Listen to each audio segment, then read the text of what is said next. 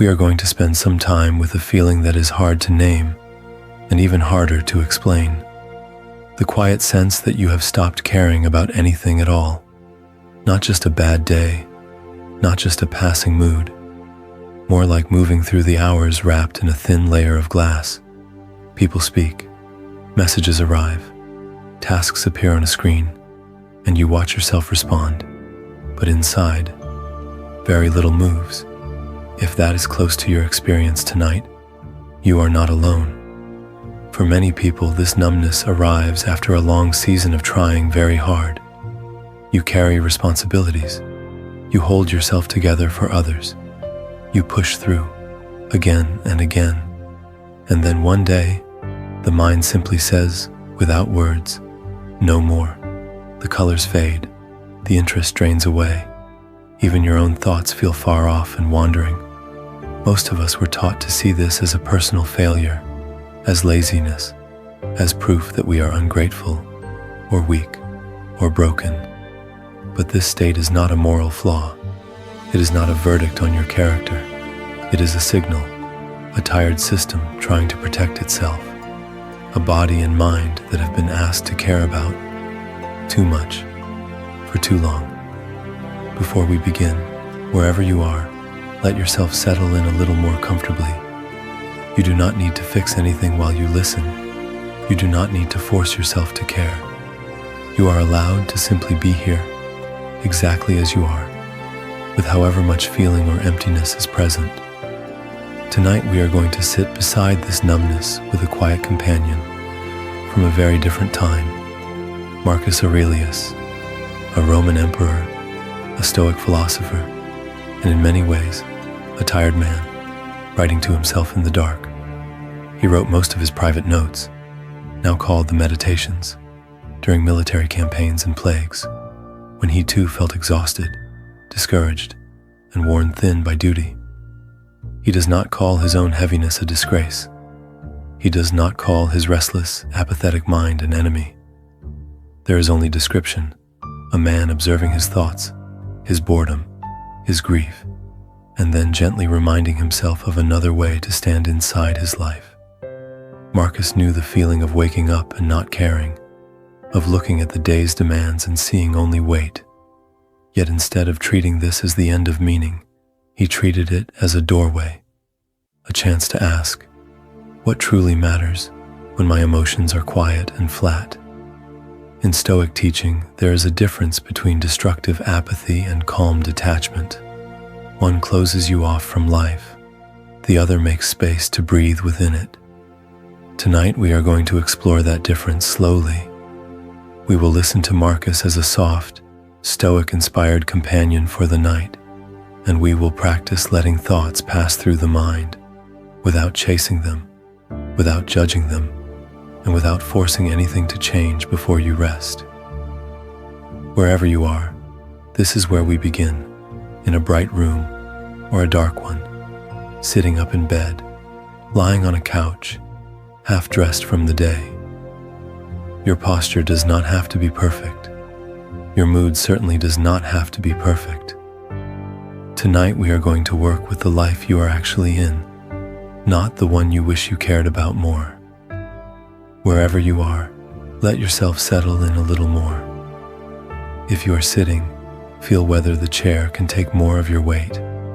If you are lying down, notice if your shoulders could sink a fraction deeper into the pillow. Tiny adjustments, a small shift of the head, a loosening of the jaw. The goal is not some ideal position. The goal is simply a little less effort. Bring your attention, slowly, to the places your body is supported. The weight of your back on the mattress, the pressure of your legs against the bed or the chair, the touch of fabric on your skin, coolness or warmth, roughness or softness. Let the mind wander over these points of contact as if you were reading a quiet verse written on the body. For many people, numbness shows up first as a kind of absence here. You might notice that you do not feel much, or that everything feels heavy, like wet cloth, or that there is an empty space where interest used to be. Instead of turning away, We are going to listen, not to fix, just to listen. Most of us were taught that these states are failures, that not caring means something has gone wrong in you. Marcus knew this flavor of emptiness well, writing to himself during plagues and military campaigns when his own mind felt tired and restless. He does not call his heaviness a sin. He does not call his apathy a shame. There's only description, a man noting honestly how it is, and then breathing with it. Before we begin to explore his teaching more deeply, give yourself that same courtesy of description. Notice the weight of your chest as you breathe in. Notice the slight fall as you breathe out. If there is tightness, name it softly. If there is nothing at all, name that too. This is how a safe container is built, not by forcing change, but by allowing what is already here to be seen. Tonight, nothing has to be solved. Not your future, not your purpose, not your apathy. This time is a small room inside the larger night, where the only task is to make a little more space around your experience. Can you let your thoughts and sensations wander through without needing to chase them? As your body settles and the mind begins to grow a little more quiet, we can turn more clearly to Marcus himself and to how he learned to stand inside this same emptiness without running from it and without being swallowed by it. Marcus knew this emptiness very well, not as an idea, but as a weight in his own body. Wherever you are, you might picture him for a moment, not as a marble statue, not as a perfect sage, but as a tired man in a cold camp, his chest tight from illness, his head aching, the sounds of soldiers, of arguments, of sick bodies coughing in the dark. An emperor, yes, but also a human being who often did not sleep well, who carried war reports, letters about plagues, and endless requests for decisions that never stopped coming. Most of us were taught to imagine emperors as powerful and distant, untouched by the kind of flatness you feel. Marcus's days were crowded with ceremonies, petitions, and crises that blurred together. One more speech, one more dispute, one more funeral. The mind that will not stay still, the mind that, in that role, could easily have broken under the strain. Tonight we are going to sit beside him in a quieter way, through the pages of the little book we now call the Meditations. These were not public speeches. They were not written to impress anyone. They were private notes, often composed when he was exhausted or discouraged, sometimes literally on campaign, with mud and snow outside the tent. He was writing to his own restless mind, the way you might whisper to yourself before sleep. In those pages, he lets the mask slip. He admits that he is weary of people who lie, flatter, and complain, weary of repeating the same duties again and again. There is a verse where he reminds himself that the same scenes play out in every court, in every city, the same ambitions, the same quarrels, the same small dramas. You can feel the sigh between the lines. A man looking at the world and feeling, as you may feel, is this all there is? He does not call this weariness a failure. He does not call it proof that he is ungrateful or broken. There is only description, a clear naming of his own experience, so that he can choose what to do next. For many people, that is the step we skip. We jump straight from feeling numb to judging the numbness, and the mind tightens even more. Marcus takes a different path. He reminds himself gently that even when he does not care in the emotional sense, he can still care in the practical sense. He can still act according to principle. He can still be just, patient, and kind, even when his inner weather is gray. Duty, not mood. Choice, not impulse. As you breathe here and let yourself settle in, you might notice what this suggests. If a man with headaches, illness, war, and a whole empire on his shoulders could feel as flat as you do tonight, and yet keep moving by a quiet inner compass? Might there be something in his way of seeing worth resting with?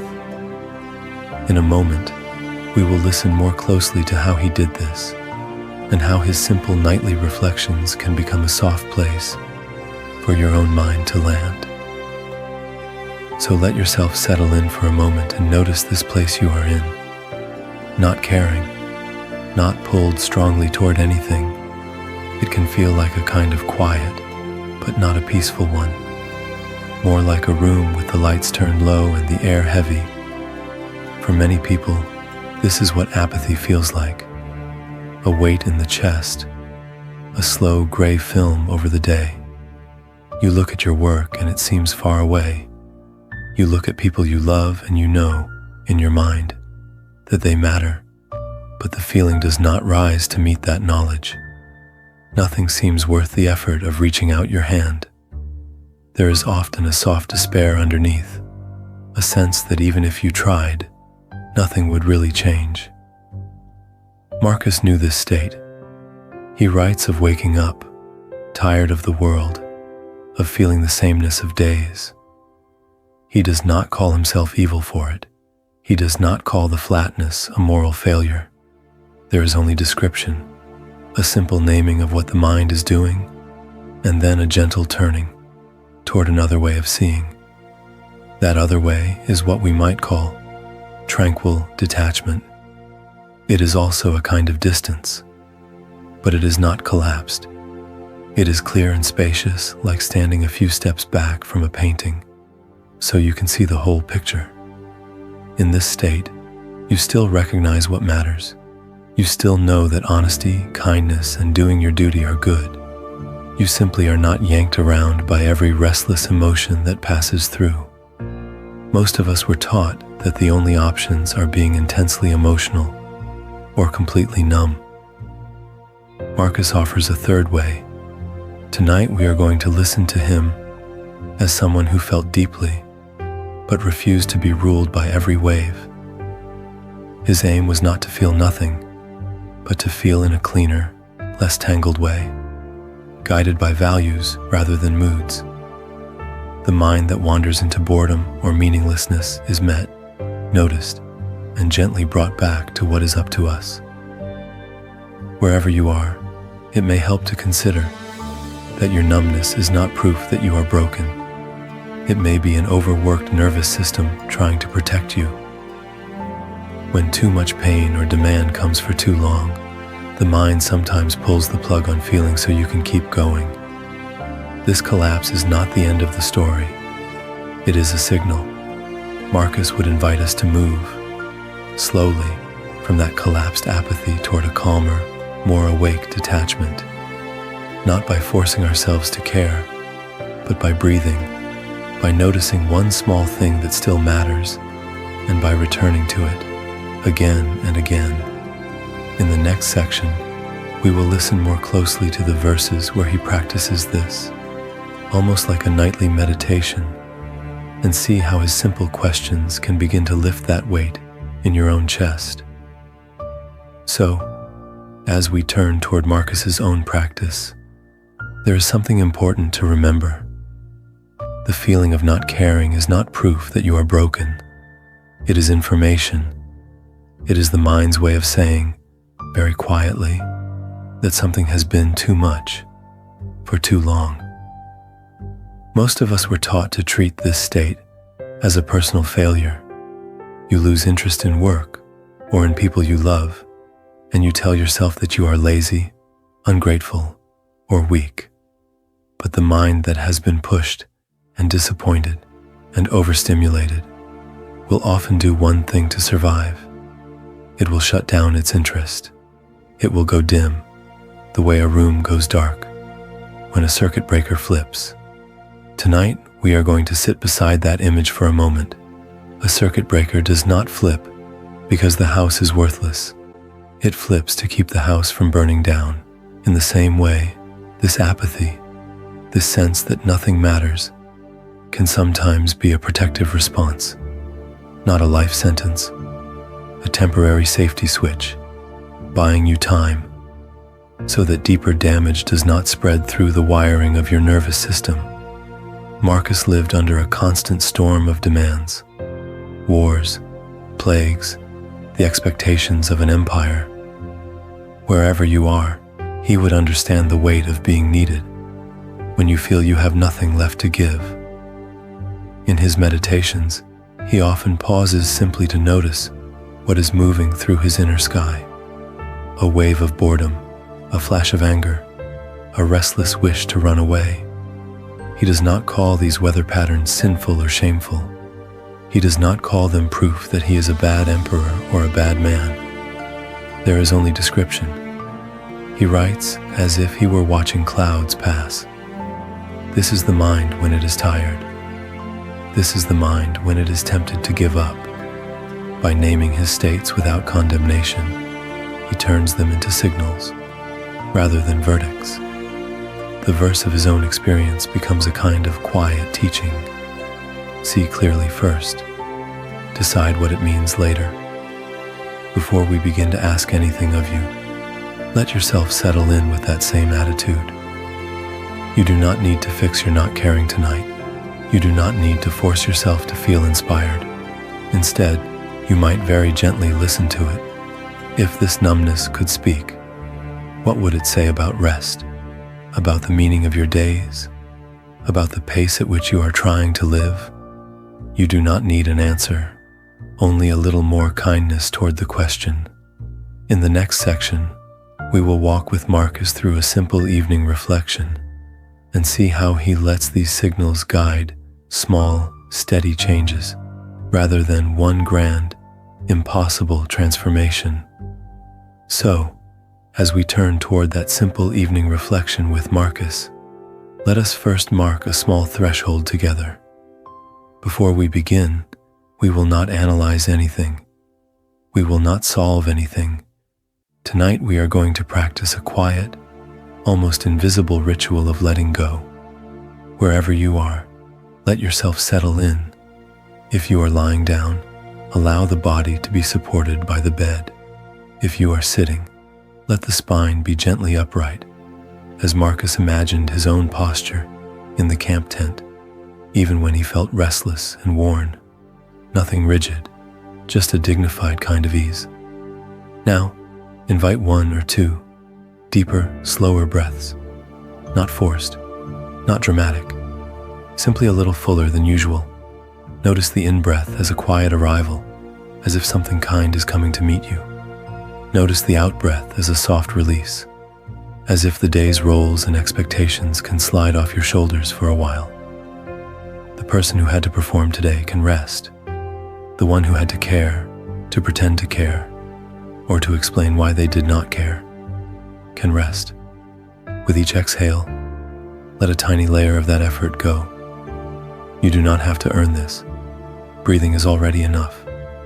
For this short time, set a very small intention. You do not have to care. You do not have to decide. You do not have to fix. Your only task is to listen and to allow whatever arises in the mind to pass by, the way Marcus let his own wandering thoughts move through without chasing each one. The mind that remembers, that worries, that feels flat, is not a failed mind. It is simply a mind, doing what minds do. If you like, picture a small bowl beside your bed, nothing ornate, perhaps a simple wooden bowl, like something an old philosopher might have carried while traveling with the army.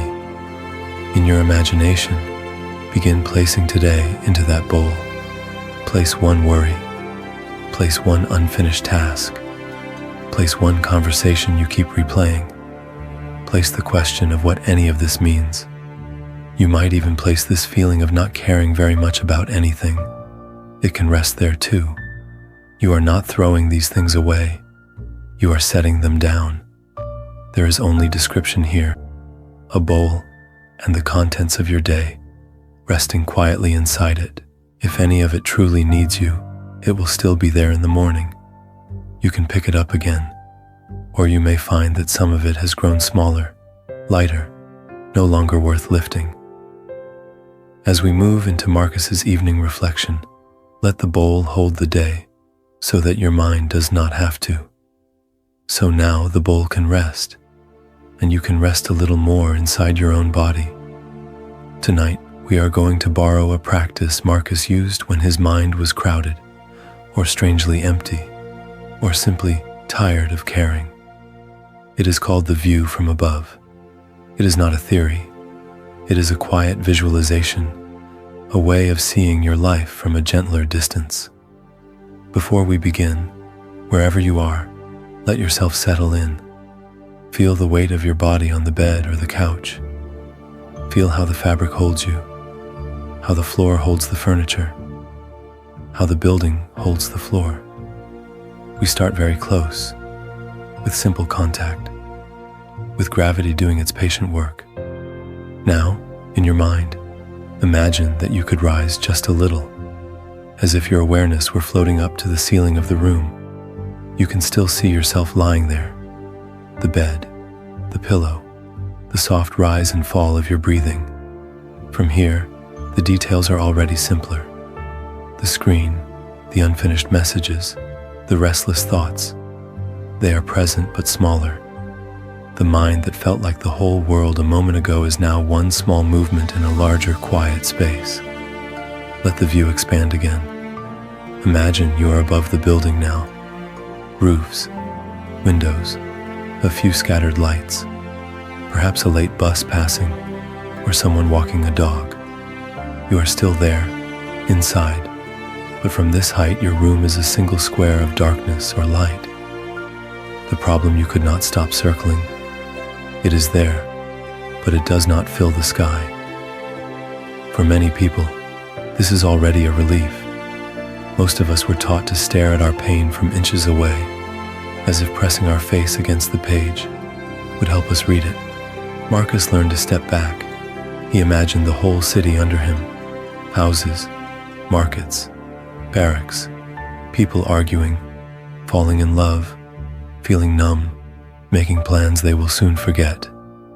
All of it brief, all of it wandering. Let your view rise with his.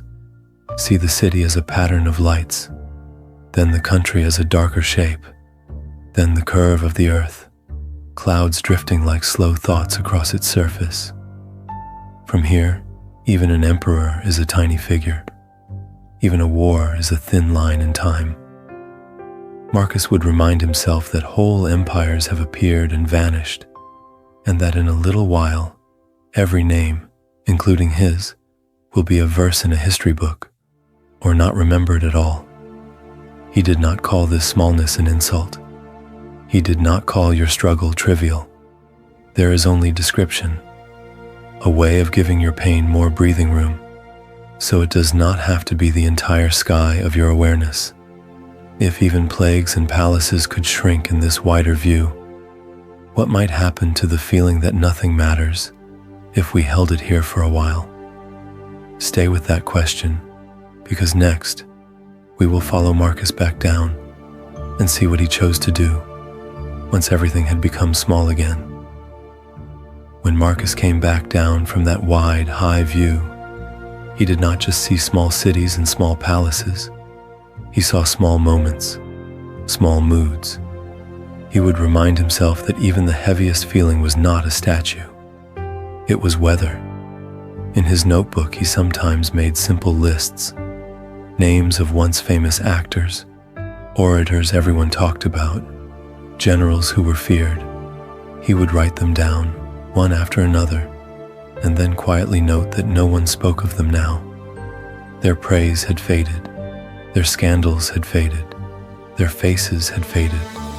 The mind that once could not stop thinking about them now could not even remember them. He does not call this cruel.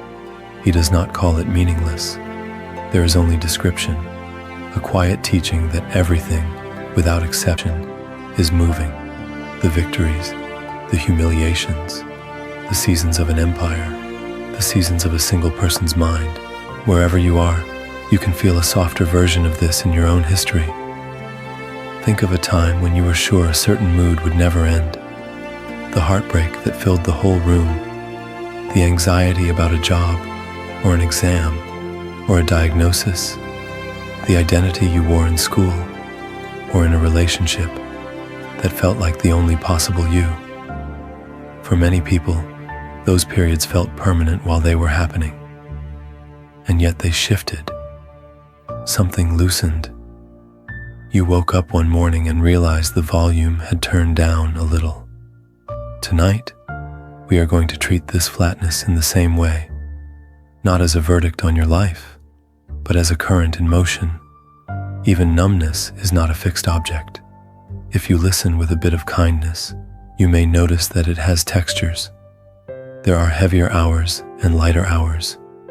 There are brief, almost invisible pauses when you are absorbed in a small task, or in the sound of the rain and the not caring steps slightly to the side. Most of us were taught to see feelings as on or off. I care, or I do not care. I am present, or I am gone. Marcus and many contemplative traditions invite a different view. The mind is wandering through states all the time. The restless nights and the quiet ones. The days of sharp pain and the days of dullness. None of them stay. So when you notice the old thought, I do not care about anything, let yourself settle in for a moment and add a small phrase. This too is passing through, not as a command, as a description. This too is passing through this body, this mind, this hour of your life. You do not have to force it to leave. You do not have to pretend to feel more than you do. You only have to remember that this state is already moving, and that your task is simply to breathe and accompany it until it changes, as every other season has changed. In the next part, we will explore what it might mean to act gently and faithfully, even while this weather is still here. So tonight we are going to linger with one simple Stoic skill. Before we begin to talk about action, about what to do with your life, we pause with how you are seeing this single night. Marcus always began there. He trained his mind first in how it looked at events before he decided what to do about them. Wherever you are, let yourself settle in a little more. Perhaps the room is quiet. Perhaps the mind is still restless. Marcus would lie awake in military camps with the sound of soldiers and animals around him, and he would practice this discipline of perception, not forcing himself to feel brave, not demanding that he suddenly care, only asking, how am I looking at what is here? Most of us were taught that perception means pretending, putting a positive spin on things, telling ourselves it is fine when it is not fine. That is not what this teaching is. The Stoic discipline of perception is gentler than that. It is not denial. It is choosing a more spacious, less catastrophic interpretation when the first story in the mind is harsh. He does not call your experience tonight a failure. He does not call this numbness a moral defect. There is only description. A season of not caring has arrived. The question is not, how do we get rid of it right now? The question is, what if we looked at it in another light? You might experiment with seeing your numbness as a kind of healing. A body after illness often feels weak and blank before strength returns. A heart after long strain can do the same. Or you might see yourself as winter soil, resting under frost. On the surface, nothing moves. Underneath, the ground is quietly preparing for roots you cannot see yet. Another image Marcus loved is mist and fog. When the view from above is blocked, the mountain does not disappear. It is simply hidden for a time. Your meaning, your capacity for love, your interest in the world may be covered by a weather of the mind. Fog does not argue. Fog does not rush. It only lifts when it is ready. Can you allow that this too will eventually thin and clear? Tonight we are going to try on, like a loose garment, one more framing. What if this evening is a small retreat? Not a piece of life stolen from you, but a pause granted to you. A brief permission to stop pushing so hard, to stop proving so much, and simply breathe and rest inside your own company. In the next part, we will explore how Marcus paired this gentler way of seeing with equally gentle, almost invisible actions, so that even on nights like this, the soul kept a quiet, faithful rhythm. And now, we turn toward the part that feels hardest to befriend, the part that hurts or drags or feels like nothing at all. Tonight we are going to look at pain, boredom, and emptiness the way Marcus would have advised, not as verdicts on your life, but as weather moving through a larger sky.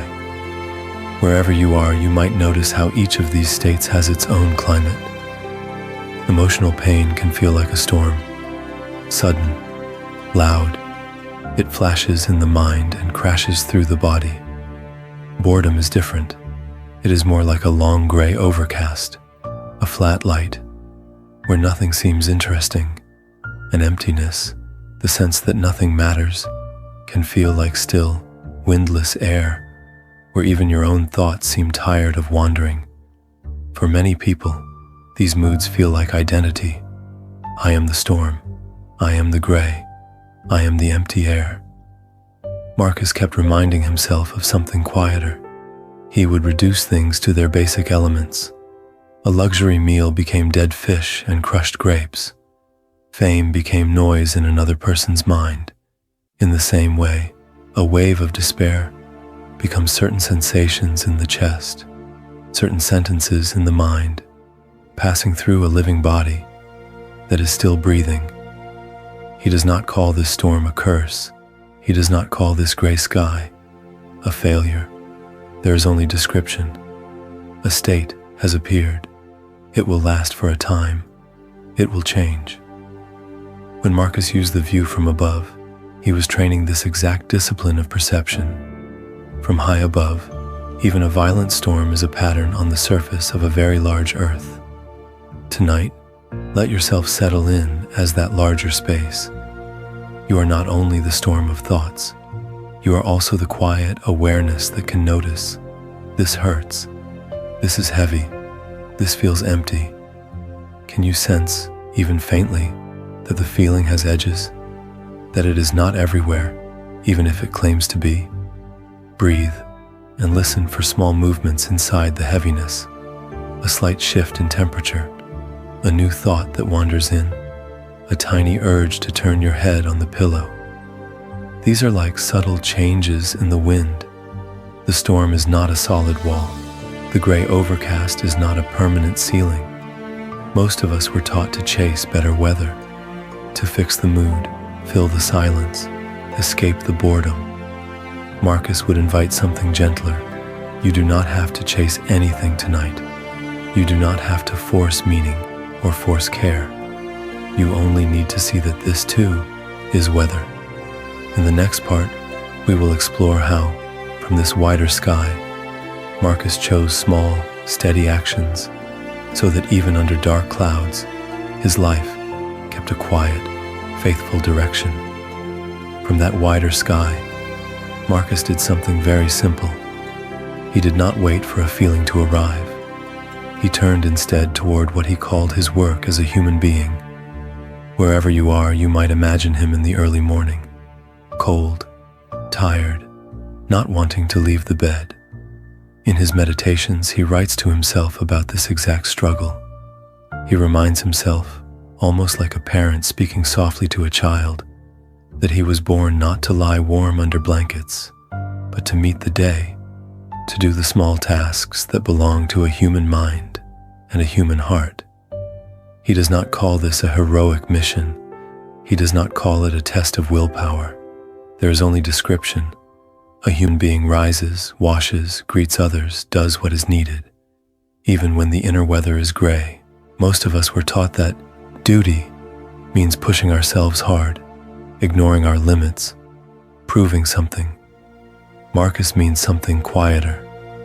Tonight we are going to use the word duty in a different way, not as self-punishment, but as remembering, very gently, the kind of person you still wish to be, even when you feel flat or numb or far away from your own life. What might that look like on a day when you do not care about anything? It might be as small as answering one message with simple honesty, instead of pretending you are fine. It might be choosing not to speak a sharp word when your mind is restless and irritated. It might be placing food in your body, not because you are inspired, but because this body is your temporary home and deserves a little kindness. Duty, in this softer Stoic sense, is brushing your teeth when the day feels pointless. It is opening a window for a bit of fresh air. It is giving a quiet thank you to the person who handed you change, even if your voice is barely more than a whisper. It is deciding, just for tonight, not to add extra harm, not to yourself, not to anyone else. Before we begin to judge ourselves for how small this sounds, we can listen again to Marcus. Surrounded by war and plague, he did not write about grand victories. He wrote about returning, again and again, to a few plain principles. Be just, be gentle, be truthful, do your work. You do not need motivation to do one small, principled action. You do not need to care in order to sit up. Breathe once with awareness, and place a glass of water by your bed. You can let your values carry you when your emotions are too tired to move. Can you feel the relief in that? In the next part, we will see how this kind of quiet duty meets you at the very edge of the day as you lie down, and how Marcus turned even his last wandering thoughts each night into a soft, steady ritual. Wherever you are in this season of not caring, let yourself settle in for a moment with a quieter question. If you cannot feel much right now, can you still remember what you respect? Most of us were taught to chase after big passions, dramatic feelings, clear purpose. But beneath all of that, there are usually one or two simple qualities you quietly admire: gentleness, reliability, truthfulness. You might not feel close to them tonight. They might feel like distant stars. Still, you can name them. You can say, almost under your breath, I respect kindness, or I respect honesty, even if your mind feels flat and restless. Marcus does something like this in his own way. He does not call himself inspired. He does not call himself heroic. There is only description. He returns again and again to a few steady traits: justice, courage, self-control, clear thinking, not as moods, as directions, as a way to move his hands through the day when his heart was tired. Tonight we are going to borrow that simplicity. Take one of the qualities you respect and bring it down to the smallest possible action. If you respect honesty, the action might be to answer one message as truthfully as you can. Not all of them, just one. If you respect gentleness, it might be to wash one cup slowly, without rushing, feeling the warm water on your hands. If you respect gratitude, it might be to say a soft thank you to someone, or even to the room that is holding you. These are not grand gestures. They do not require enthusiasm. They ask almost no emotional energy, only a thin thread of willingness. Marcus would say, look only at the task in front of you, not at the whole of your life, not at the story of how empty you feel. Just this one small duty, done as well as you can in this one small moment. Then rest. For many people, this can feel almost too small. The mind wants to wander back to the question, but what is the point? Marcus met that same wandering doubt. His answer was to keep returning his attention to what was his to do, to write a line in his journal, to speak plainly, to endure one more cold morning with a clear gaze. You may feel nothing while you rinse that cup or type that honest reply. That is all right. Feelings can be slow, like warmth returning to cold hands. They often come after the movement, not before it. The verse of your life in this hour is not about passion. It is about a quiet, almost invisible alignment. Before we begin the final part of our time with Marcus, you might pause and choose your one small act for tonight. In a moment, we will see how even the way you close your eyes and breathe before sleep can become such an act, a tiny, faithful echo of the principles you still, somewhere, respect. Let yourself settle in around that small act you have chosen, the way you will close your eyes, the way you will breathe, the way you will meet your own mind in these next few moments. Marcus spent many nights doing something very simple. He would take the thoughts that troubled him and place them onto the page. He would look at them as if they were clouds moving across the sky of his mind. He did not call each cloud a command. He did not call each cloud a truth. There is only description, a sentence about fear, a sentence about failure, a sentence about not caring if tomorrow comes. Tonight we are going to borrow that same movement, but even softer. You do not need a pen. You do not need a book. Wherever you are, lying down or resting back, you can let your thoughts appear in the quiet space behind your forehead, and you can watch them instead of becoming them. A thought arrives. Nothing matters. Another arrives. Tomorrow will be the same. Pointlessly. Another. I failed again today. For many people, these lines feel like verdicts. Most of us were taught to argue with them, to prove them wrong, or to accept them as who we are. Marcus offers another way. As each line appears, you silently add 3 gentle words. Just a thought. Nothing matters. Just a thought. I ruined everything. Just a thought. I do not care anymore. Just a thought. You are not pushing them away. You are not inviting them to stay. You are letting them pass. The way Marcus let praise and blame pass. The way he reminded himself that even an emperor's worries are brief. As you do this, keep returning, very softly, to one simple sensation, the feeling of the breath entering and leaving, or the weight of your body where it meets the bed, the mind that will not stay still, the mind that on a quiet night becomes louder than the room around us. Each time you notice you have followed a thought into its story, you are already back. You have already woken up inside the wandering. There is no need to do this perfectly. You are not being examined. You are not being scored. If tonight you notice only 1 or 2 thoughts drift through without you chasing them, that is enough. That is a complete practice.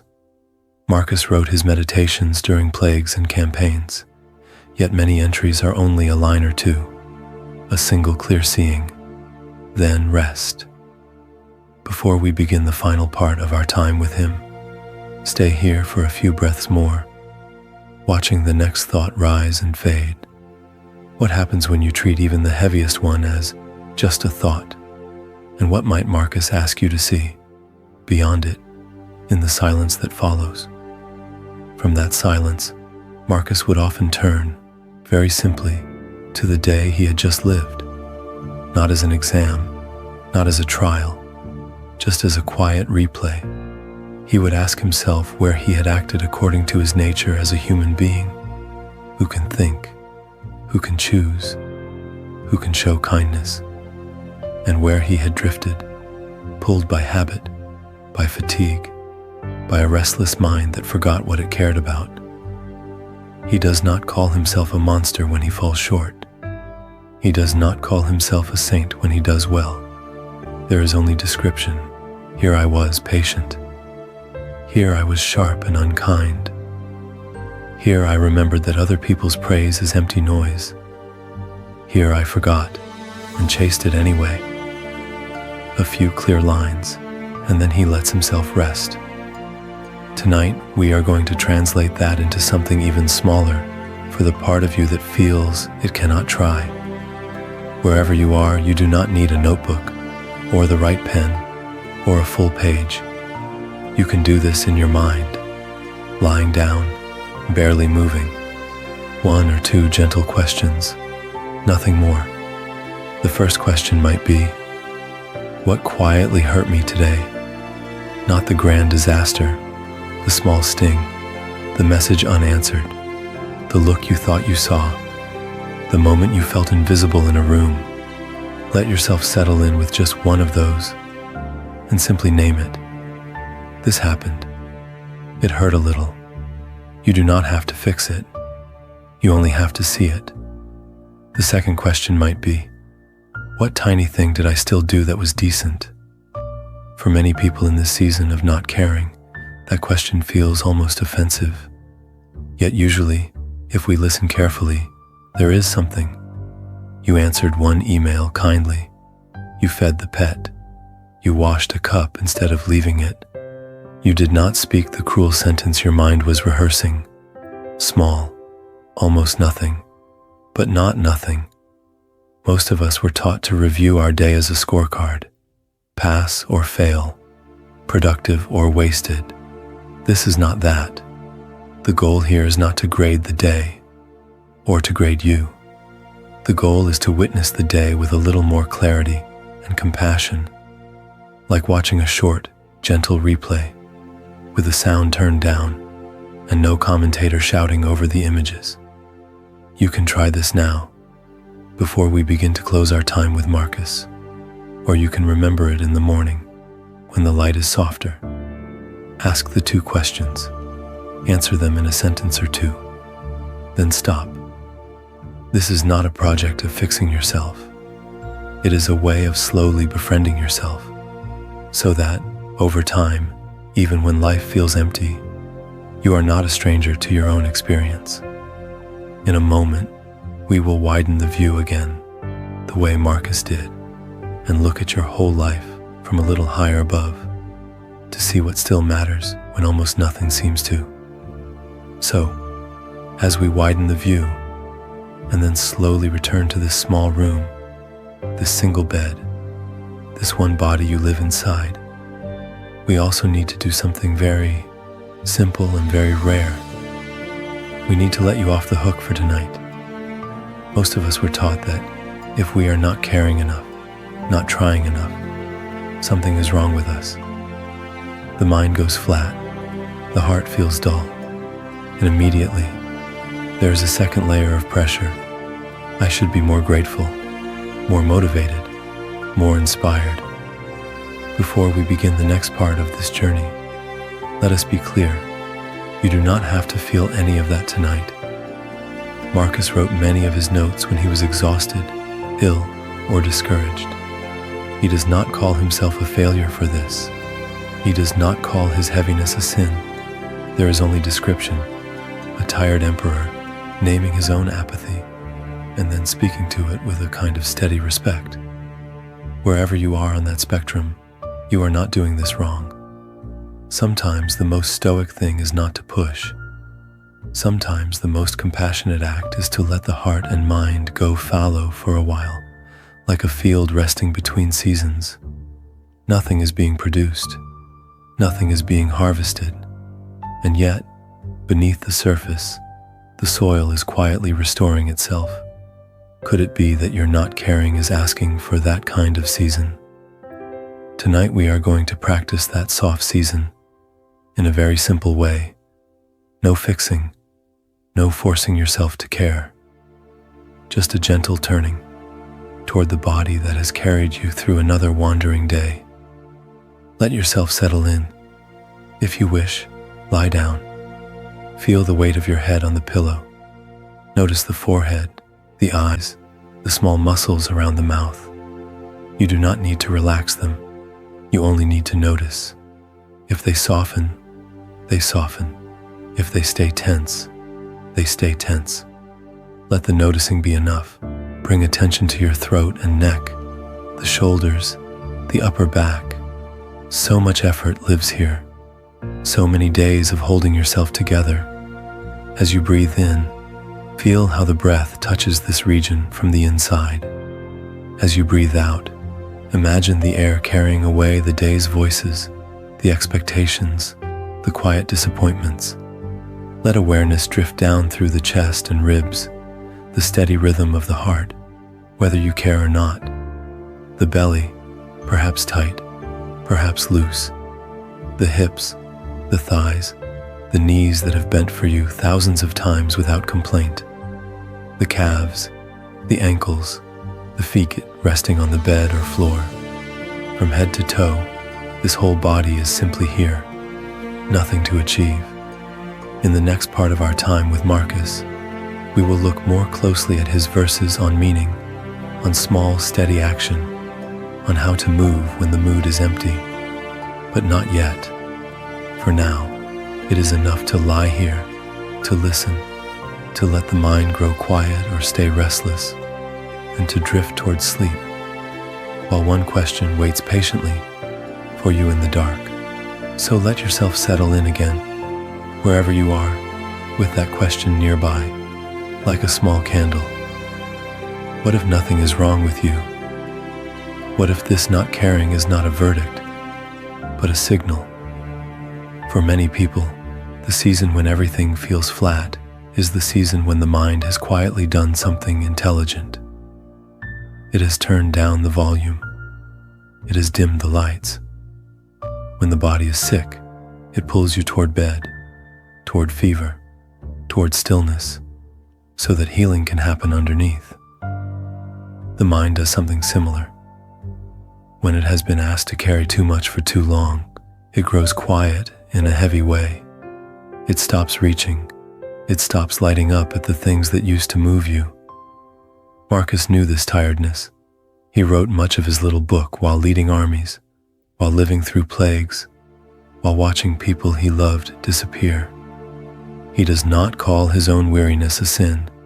He does not call it a failure. There is only description.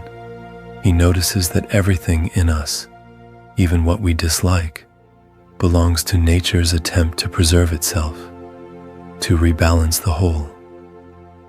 If your mind has gone numb, Marcus would invite you to see it as part of that same nature, not as a moral collapse, but as a protective reflex.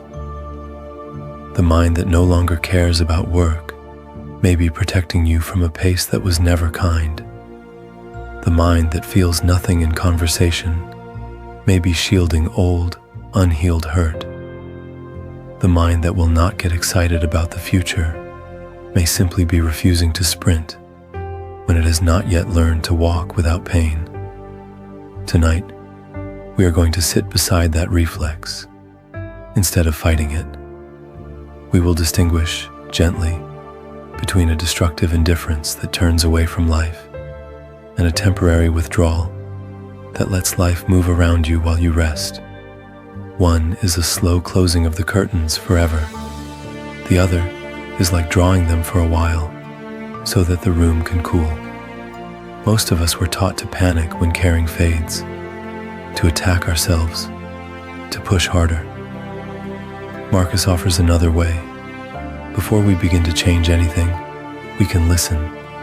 We can breathe and ask, not, what is wrong with me? But, what might my mind be trying to protect right now? What is it shielding from more noise, more demand, more disappointment? As you lie here, you do not need an answer. You only need the question. In the next section, we will turn to how Marcus moved from this protective quiet into small, steady action again, without betraying the part of him that needed rest. And from that single question, another one quietly appears. When you say, I don't care anymore, what kind of not caring is this? Most of us were taught that the only choices are to be swept away by feeling or to shut feeling off.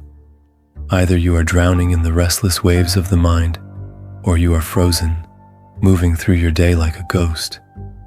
Marcus offers a third way. He does not call it apathy. He does not call it indifference. There is only description, a mind that has learned not to be dragged helplessly by every emotion that passes through it. In Stoic teaching, the ideal is not to be unfeeling. The ideal is to be free.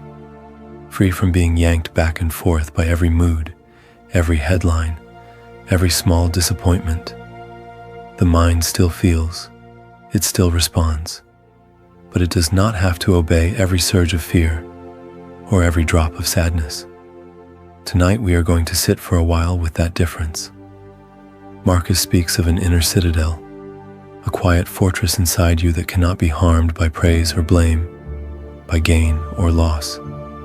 Wherever you are, you can imagine it, a high, simple room at the center of your chest.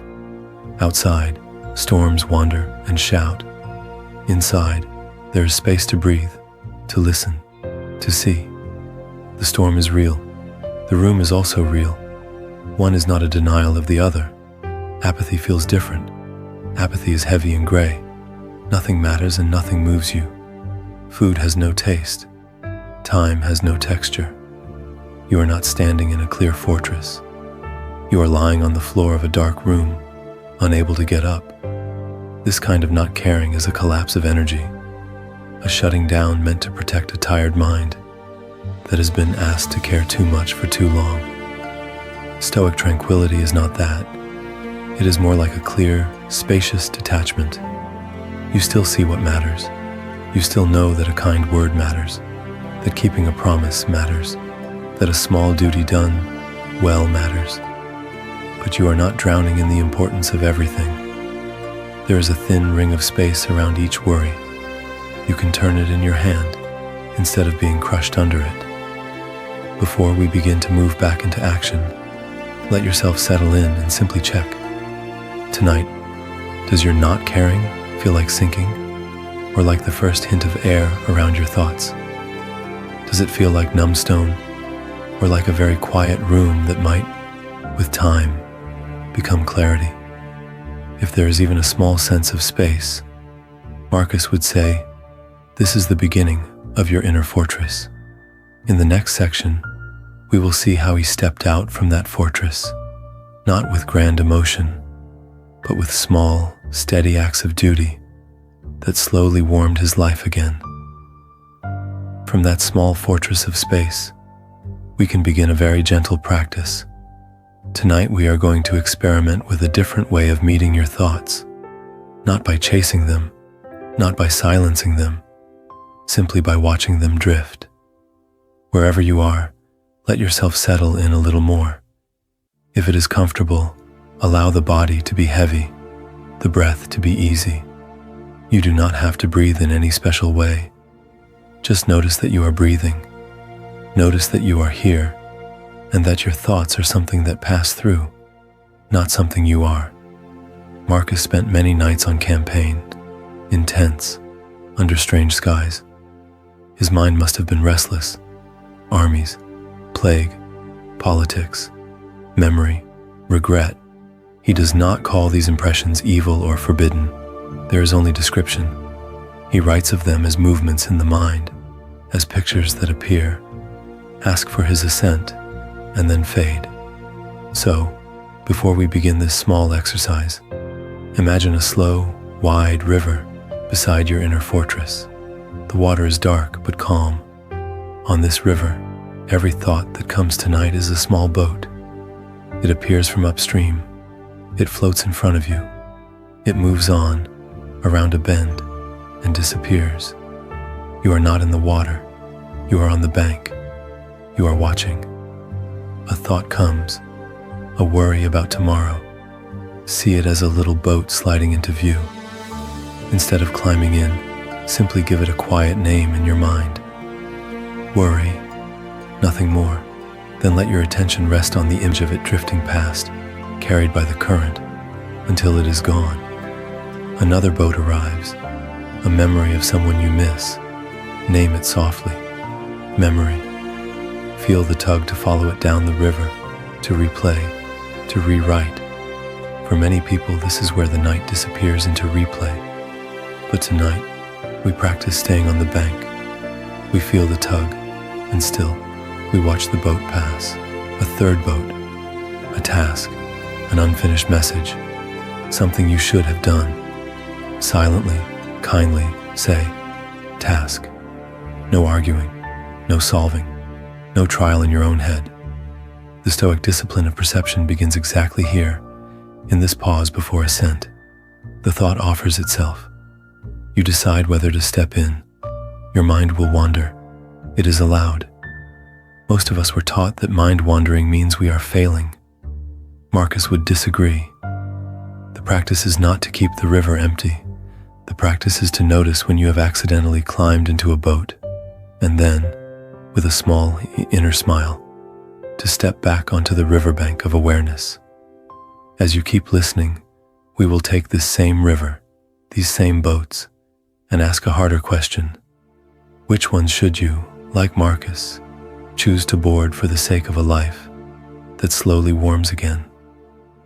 So tonight we are going to borrow one more small practice from Marcus. Not a grand philosophy, a quiet end-of-day ritual that he used when the mind was tired and the heart felt thin. Before we begin, remember how we spoke about the river and the boats, the thoughts that pass, the stories you sometimes climb into without noticing. Marcus ended many days by sitting on that same riverbank in his mind and simply watching what had floated through his life since morning. He did not call this a test. He did not call himself a failure. There is only description, a gentle inventory of a human day. Wherever you are, lying back now, you can imagine him in a small tent on campaign, or in a quiet room in the palace, reviewing the same simple things. Where did I act according to my values? Where did I drift? What might I try differently tomorrow? He was an emperor, but the questions were ordinary. Did I speak with kindness?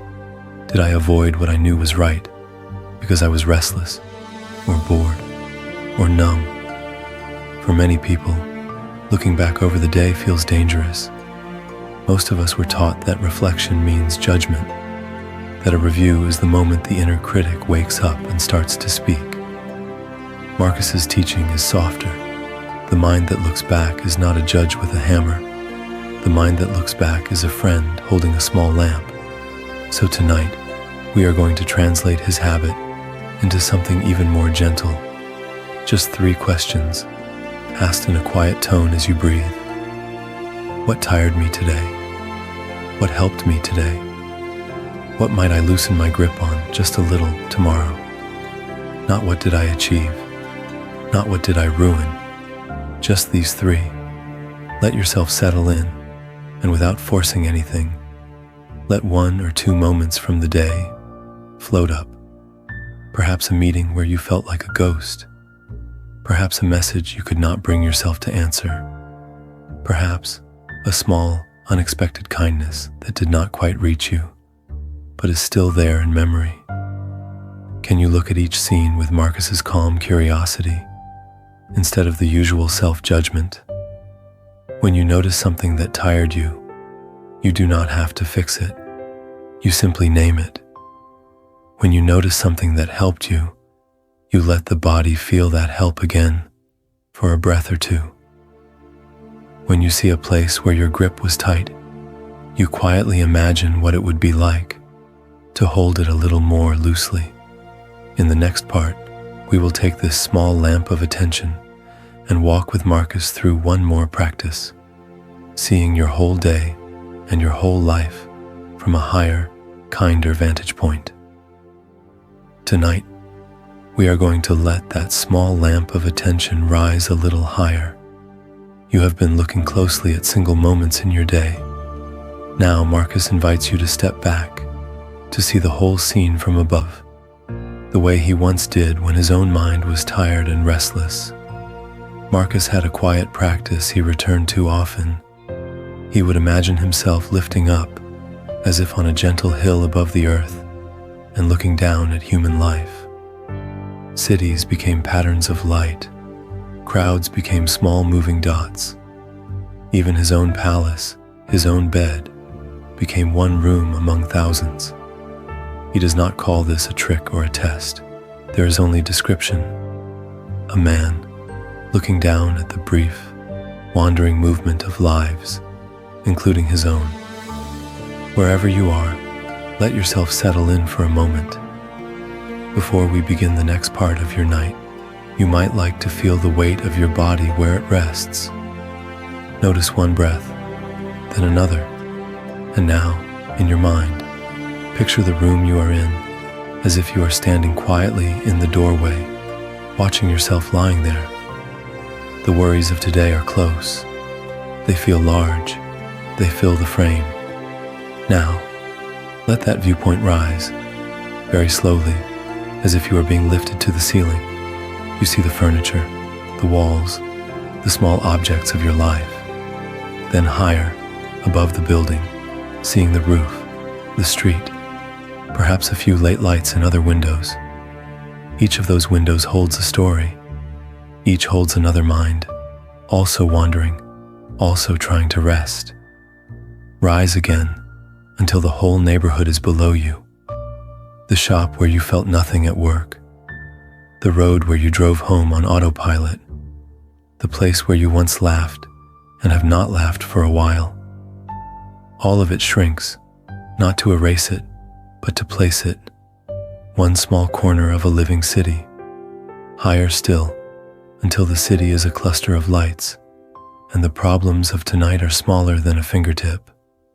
Marcus would imagine this with thousands of soldiers asleep in tents, with plagues in the streets, with his own doubts close to the surface. He was not pretending those things did not hurt. He was learning that hurt is not the whole of reality. From this height, notice your burdens again. They are still there. They still matter. But do they fill the sky? Do they rule every horizon?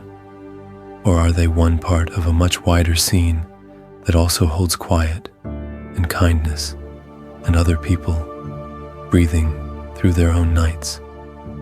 For many people, this simple view from above softens the feeling that everything must be fixed before sleep. The pressure loosens, just a little. It becomes more possible to say, "This can wait for morning." In the next section, we will stay with that gentler pressure and explore how Marcus chose what truly deserved his care, even on the days when he felt almost nothing at all. In this quieter place, where the pressure has loosened a little, we can look more gently at something that can feel frightening. This sense of not caring, this grayness that seems to cover everything. Tonight we are going to sit beside that feeling rather than inside it. We are going to listen to what Marcus saw so clearly, that nothing in us or around us stays as it is, not even this. Marcus lived through wars and plagues. Empires rose and fell around him. Friends died. Children died. Seasons turned over the same fields again and again.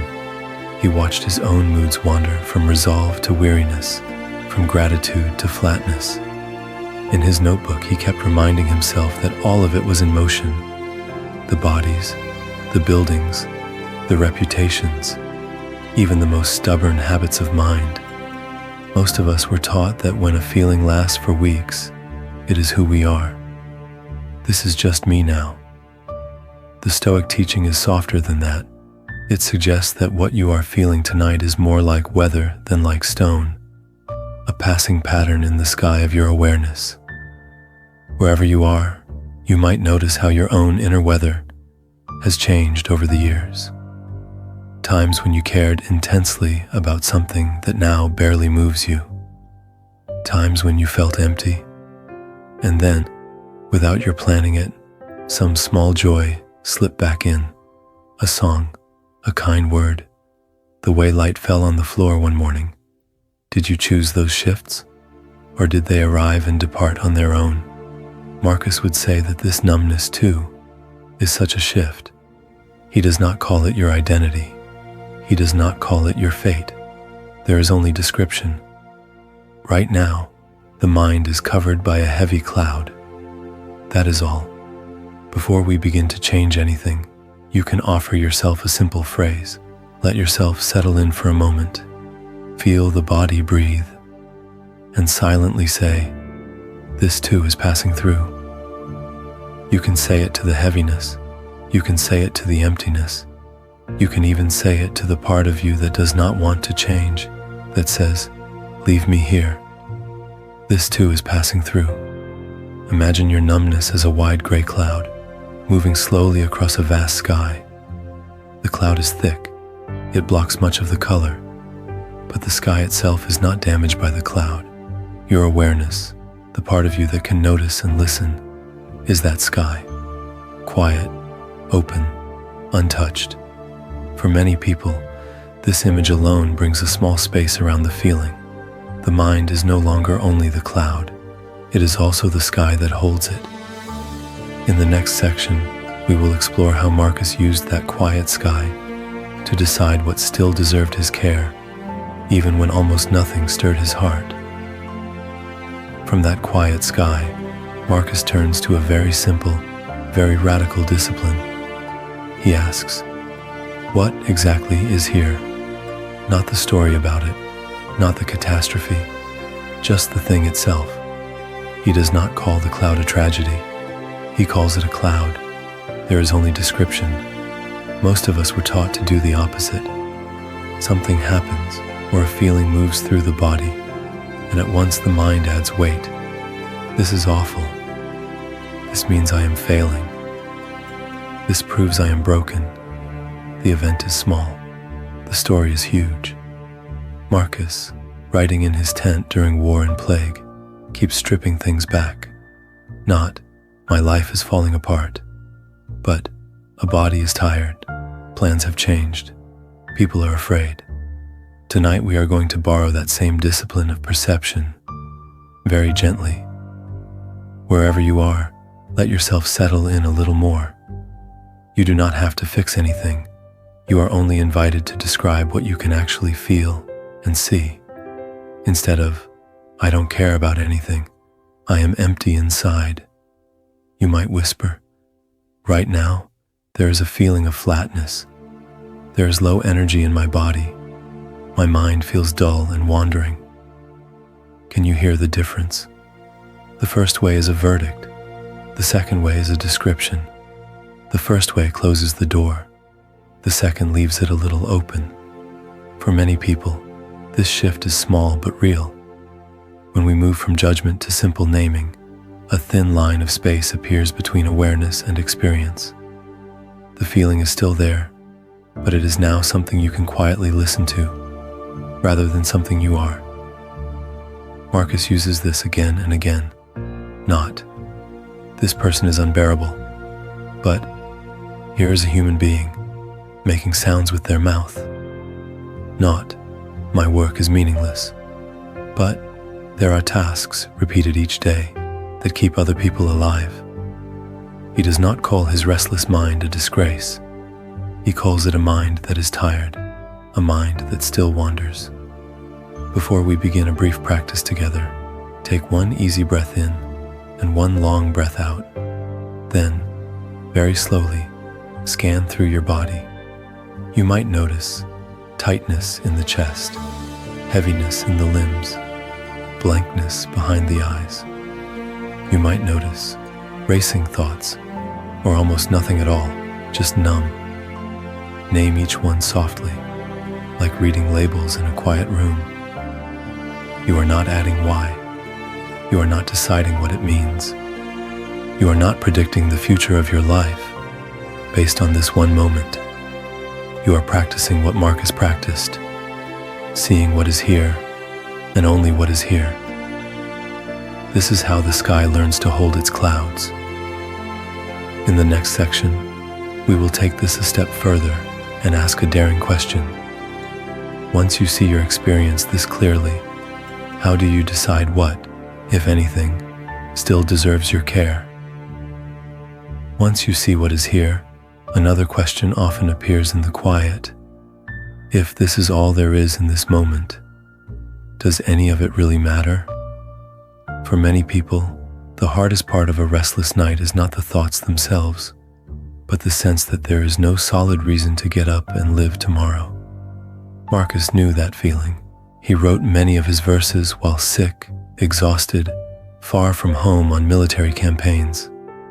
Surrounded by pressure, he still found himself asking what truly matters, and whether any of it was more than empty noise. He does not call this doubt a failure. There is only description, a tired mind, looking out at life and seeing mostly gray. Before we begin to search for answers, let yourself settle in around the question itself. Tonight we are going to practice holding it more lightly, not gripping it, not solving it, just noticing that meaning feels far away, the way we might notice that a star is faint at the edge of our vision. Marcus's simple orientation was this: live in accordance with nature, use the reason that is yours, offer the kindness that is yours, show the courage that is yours, not in grand gestures, but in whatever circumstances arise.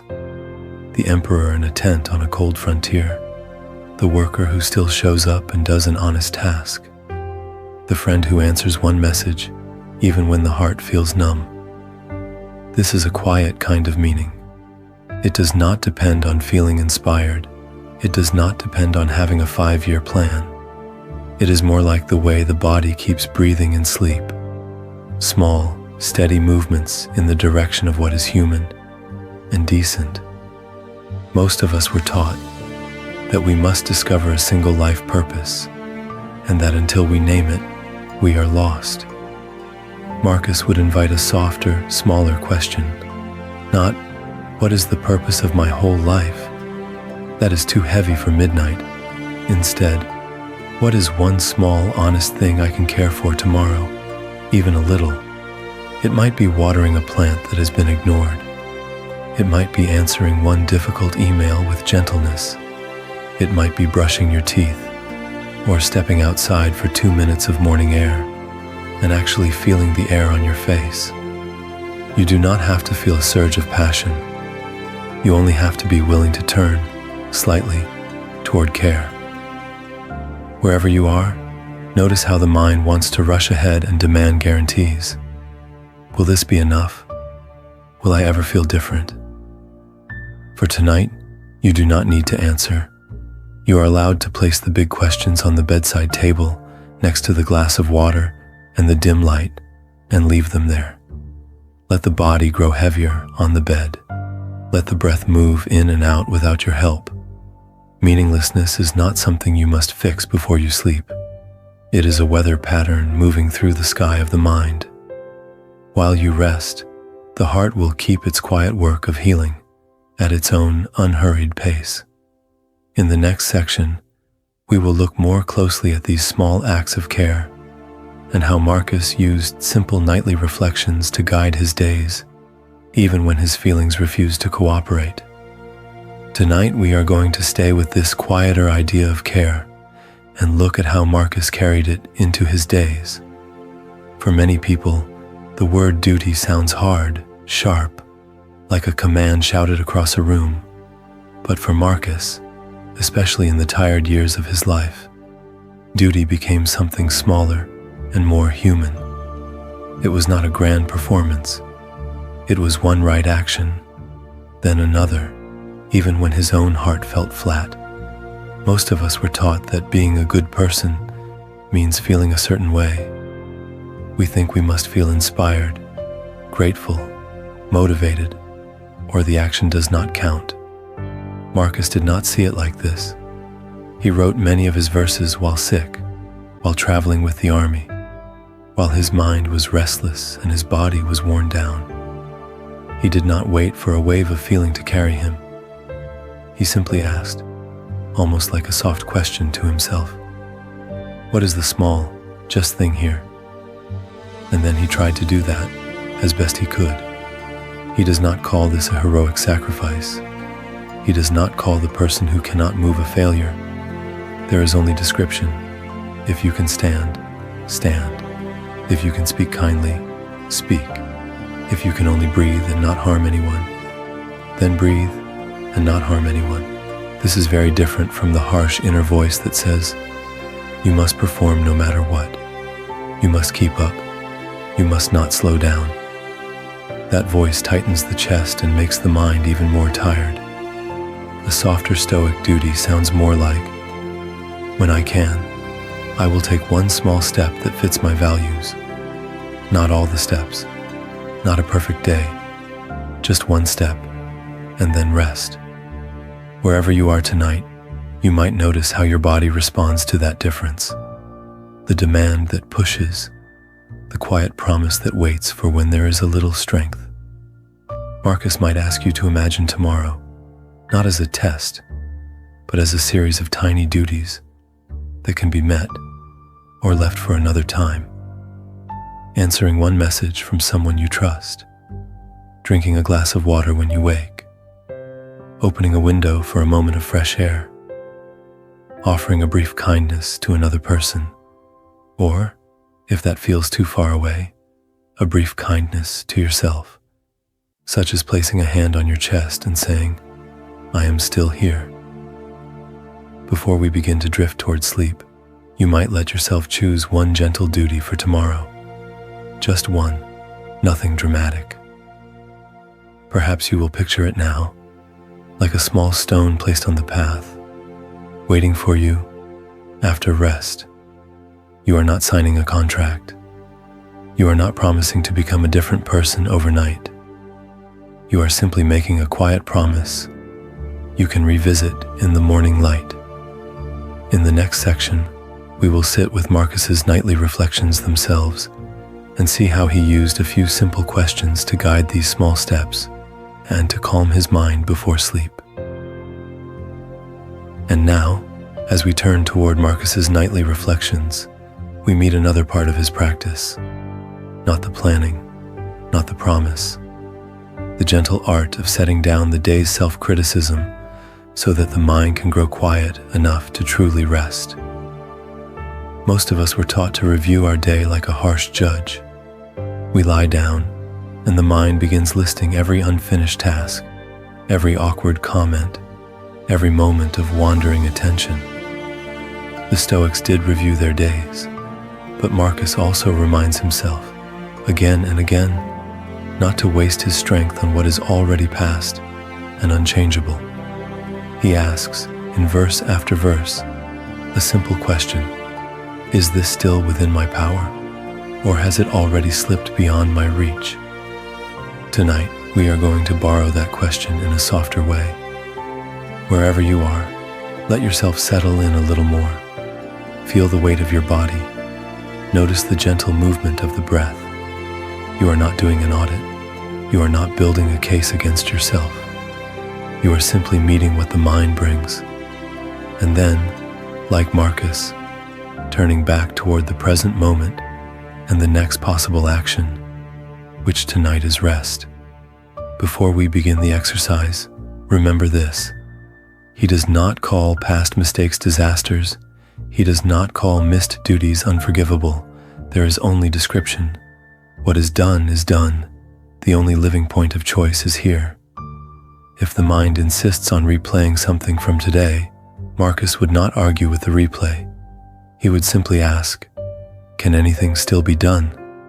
If yes, he notes it for tomorrow. If no, he lets it go. So, we will practice letting go. In your imagination, place a small, smooth stone beside your bed. One stone for each self-criticism from today. The email you did not answer. The message you sent too quickly. The moment of apathy when you did not care and simply went through the motions. As each memory appears, notice the feeling, then gently place it into a stone and set it down. One by one, a small growing line of stones that no longer need to be carried in the mind. You may wonder, do I deserve to rest if I fell short today? Marcus's answer is clear. The body and mind are entrusted to you. Caring for them is part of your duty, not a reward for perfection, not a prize for flawless performance. When you breathe calmly, when you allow sleep to come, you are preparing the instrument you will use for virtue tomorrow. So, as this little ritual of stones comes to a close, let a simple phrase form quietly within you. For tonight, I release myself from review. Tomorrow, I begin again. In the next section, we will listen more closely to Marcus's own words and let his brief, steady questions guide the mind even deeper into stillness.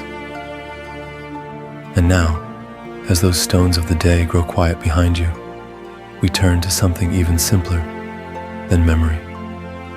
We turn to the one place Marcus always returned when thoughts grew heavy, this present moment, carried in a living body. Tonight, we are going to let the mind rest inside the body, the way a bird finally folds its wings. No verse to analyze, no problem to solve, just this human shape, here, breathing, wherever you are, lying down or sitting. Let yourself settle in a little more. Feel the pull of gravity, the way the bed or chair is already holding you up without asking for any effort.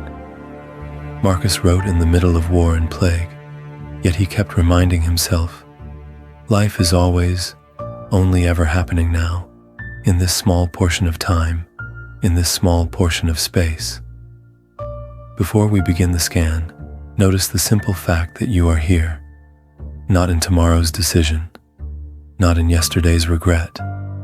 Here, breathing in, breathing out. If the mind is restless, that is all right.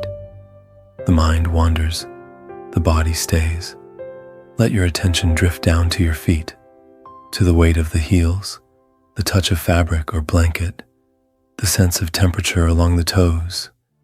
There is only description, warm or cool, heavy or light, tingling or dull.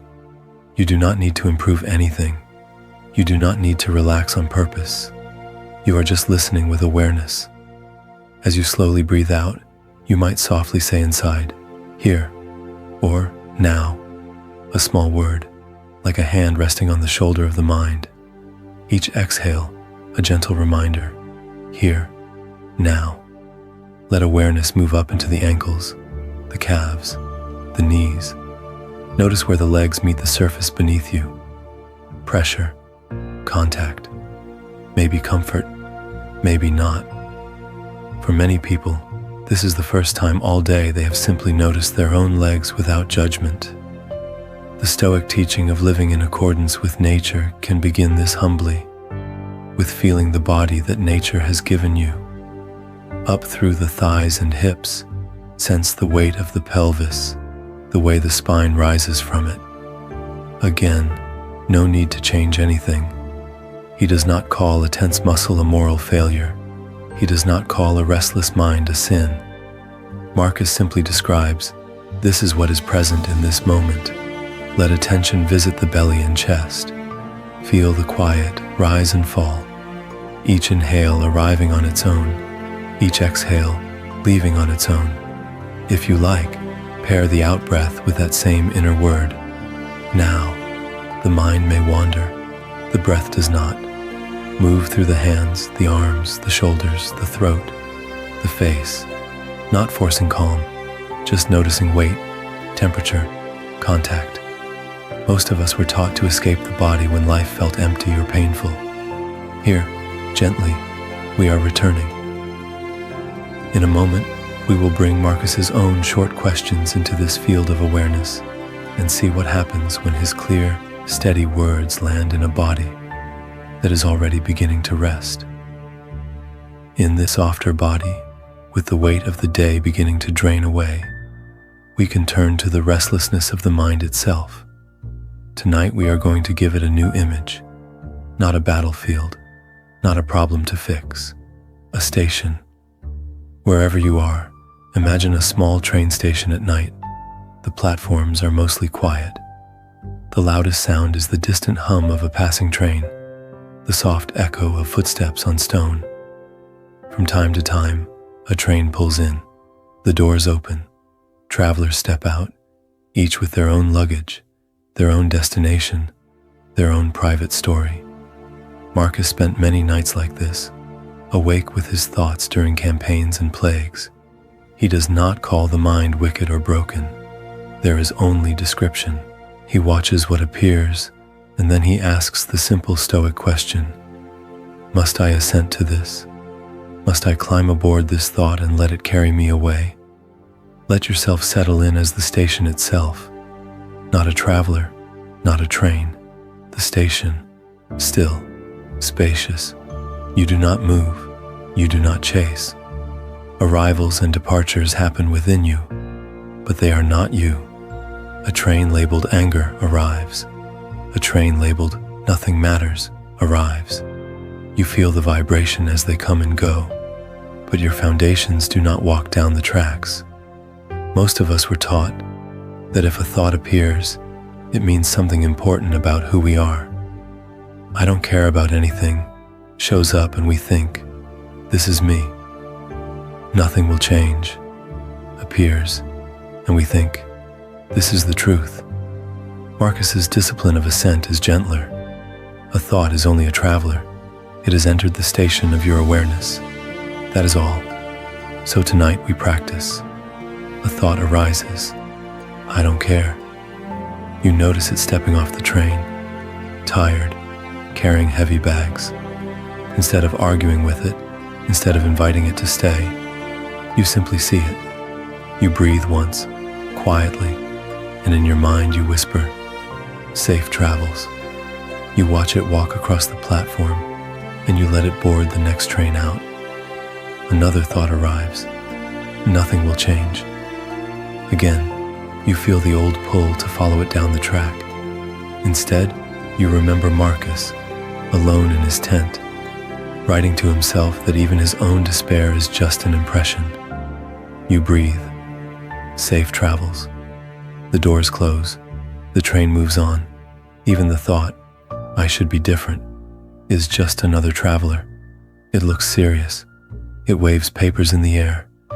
You do not have to go with it. You can offer it the same quiet kindness. Safe travels. In a moment, we will bring words from Marcus directly into this station and see which travelers we truly want to welcome and which we can allow to pass into the dark without following. So tonight we are going to do something very small, not a grand change of heart, not a vow to wake up tomorrow, burning with purpose, just an experiment in noticing what still moves, even when almost everything feels numb. Before we begin, it matters to say this clearly. Trying to force yourself to care when you are already exhausted is like trying to force yourself to sleep. The harder you push, the more restless the mind becomes. The more you demand warmth, the colder everything seems. Most of us were taught that if we just tried harder, we would suddenly feel different. But feelings do not answer to orders. Marcus understood this. Night after night, in a tent on campaign, or in a palace room that did not feel like home, he wrote to himself not to command emotion, but to steady perception. He did not call his lack of enthusiasm a crime. He did not call his weariness a moral failure. There is only description. You are tired. You are discouraged. Still, you can see clearly. Still, you can act justly. So wherever you are, let yourself settle in a little more. You do not need to search your heart with a flashlight, hunting for passion. Instead, we will practice a quieter openness. We will simply listen for any small, genuine spark of interest or warmth that appears on its own. A memory that drifts in and does not hurt quite as much. A person whose name, when it arises, softens your chest by a fraction. The sound of the night outside your window. The comfort of the blanket against your hand. You are not required to turn these into a mission. You are not required to be grateful, or inspired, or transformed. Can they simply be allowed, the way we allow the next breath? The mind that feels flat can still notice a point of light. The heart that feels closed can still admit a pinprick of kindness. Think of these moments as small candles in a dark room. One candle does not end the night. One candle does not let you read every verse on the page, but it changes the experience of the darkness. It gives the eyes somewhere gentle to rest. You do not rush at the candle and shout at it to become a fire. You cup your hands around it. You protect it from the wind. Marcus's own care often looked like this: modest, steady, A few honest lines on the wax tablet before sleep. A decision, in the middle of boredom, to treat one soldier justly. A quiet return, again and again, to the same simple teachings about what is up to us and what is not. No drama, just another small flame. What if tonight that is enough for you as well? In a moment, we will let Marcus speak more directly, and you may notice that his gentlest words are often the ones that light the smallest, most reliable sparks. So as we stand with Marcus beside that small, steady flame, we can also let our attention turn, very gently, toward tomorrow. Tonight we are going to soften the edge of the next day, not by planning it, not by fixing it, but by placing a small cushion where morning will eventually arrive. Marcus had a practice at the other edge of the day. He would rise and quietly remind himself of the kinds of people he would meet: the selfish, the ungrateful, the restless and afraid. He did not do this to dread them. He did it so he would be less surprised and more prepared to keep his own mind clear. He does not call these people enemies.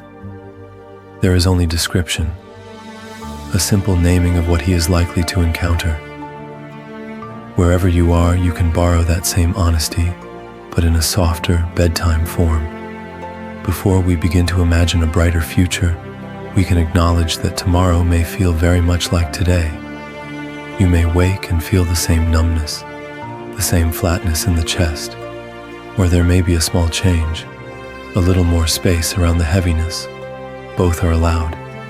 Both are part of a human experience Marcus would have recognized.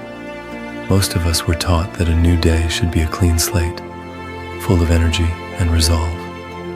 When that does not happen, we conclude that something is wrong with us. A quiet mind is replaced by a harsh inner voice.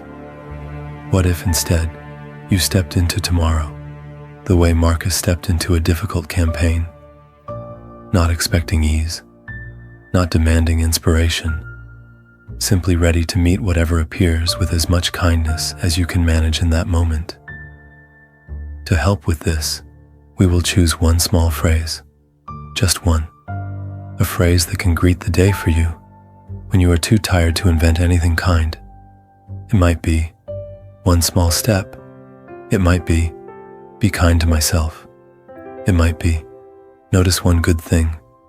Nothing grand, nothing dramatic. A short verse you can quietly repeat as you breathe and listen to the first sounds of morning. This is not a contract to be perfectly productive or positive. It is not a demand that you suddenly care about everything again. It is more like placing a handrail in a dark hallway, a gentle support for the wandering moments when you first wake and are not sure how to move. As you let yourself settle in, you might even hear Marcus beside you, reminding himself of the day ahead, and then adding one more line for us. Whatever comes, I will try to meet it without cruelty. In the next section, we will give your mind a simple way to practice that, so that sleep can arrive not as an escape from tomorrow, but as a quiet preparation for meeting it. Marcus knew that meeting tomorrow without cruelty did not depend on squeezing one more effort out of himself at midnight. It depended on something quieter, on learning to trust that life keeps working, even when we stop. Before we begin this next small practice, remember how often Marcus wrote about nature moving on its own, hearts beating, lungs filling and emptying, a cut on the hand slowly closing over without our command. He would write about plants pushing up through soil, about the seasons changing above the battlefields where he camped. He does not call these things heroic. There is only description, the body and the world doing what they do. Tonight we are going to look at the night itself in that same way, not as an empty space you have to fill with meaning, but as part of that quiet, ongoing work. Wherever you are as you lie here, there are processes unfolding that do not need your supervision. Your heart is still moving. Your breath is still moving. The deeper layers of your mind are still sorting, loosening, repairing, even if on the surface you feel flat or numb. For many people, numbness feels like proof that nothing helpful is happening. You may think, if I do not feel inspired, if I do not feel grateful, if I do not feel some great transformation, then this night is wasted. Marcus would gently disagree. He would say that our feelings are one small part of the picture and not the most reliable part. The seed does not feel dramatic while it is in the dark earth. It is simply there, held, until something shifts. Most of us were taught that we have to earn our rest, that we have to finish the list, fix the mood, solve the problem, and only then are we allowed to sleep. Marcus, writing during plagues and campaigns, often ended his reflections not with a grand victory, but with a simple stopping point. This is enough for now, his pages seem to say. I will return to the work when the sun returns. So as you listen to your own breathing, you might let that become your inner verse. A small, stoic prayer that does not ask for anything and does not pretend to feel what it does not feel. On the in-breath, quietly, I have done enough for today. On the out-breath, now I let the night carry me. You do not have to believe it perfectly. You only have to let the words sit beside you, like a companion. And as we move into the next part of our time together, we will explore how Marcus used simple images to guide his mind even more deeply into that kind of trust, including one picture of the night that may surprise you. Marcus had a simple way to deepen that trust. He would let the day grow small. Tonight we are going to borrow that picture from him and let it hold us. Wherever you are, let yourself settle in a little more. Feel the weight of your body, the shape of the room around you, the faint sounds, or the quiet. Before we begin this next part, you do not have to fix your mind. You only have to be willing to imagine. In his meditations, Marcus sometimes practiced what later writers called the view from above. He would picture himself rising, slowly, as if on a gentle current of air, first just above his bed, seeing his own body lying there, the place where so many restless thoughts wander. Then above the building, the streets, the city. You might let yourself do that now, not as a trick, as an experiment. See today's arguments, the unanswered messages, the moment you felt nothing at all, as tiny movements far below, a light in a window, a person crossing a road. The mind that would not care this morning is still there, but from here, it is one scene among many. Marcus remembered that he lived during wars and plagues. He wrote to himself on military campaigns, surrounded by sickness, noise, and fear. And still he would say, "Look how small these things are when set against the vastness of time and space." He did not call his pain trivial. He did not call his numbness a failure. There is only description, a human life, brief and fragile, inside something unimaginably wide. From this height, even not caring becomes one phase in a longer story. A season, a weather pattern, moving across the sky of your life. It feels total when we are inside it. It becomes softer when we see that other seasons have come and gone before, and others will follow after. Seeing things as small is not the same as saying they do not matter. Most of us were taught that if we do not hold our problems very close, we are being irresponsible. Marcus is offering another teaching. When we give our suffering a little distance, we are not abandoning it. We are creating space around it, so it no longer fills the whole sky. Notice how the body responds when the day shrinks to its real size. Shoulders ease when they are not carrying a universe. The breath deepens when it is not guarding every outcome. When the day grows small, the nervous system can finally believe that it is safe enough to rest. You may find, as you hover there in imagination, that sleep feels a little closer. Not because every question is answered, but because the questions are now far below, like distant voices in another room. In a moment, we will come back down from this height with Marcus and look more closely at how he ended each day, so that even an emperor could put his head on the pillow and let the night take over. And now, as we come back down from that height, Marcus invites us into a different image.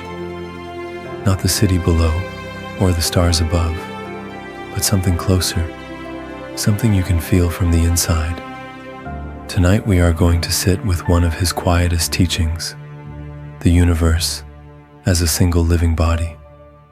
For many people, the feeling of not caring comes with another thought. I must be useless. I must be outside of everything. Marcus knew that feeling.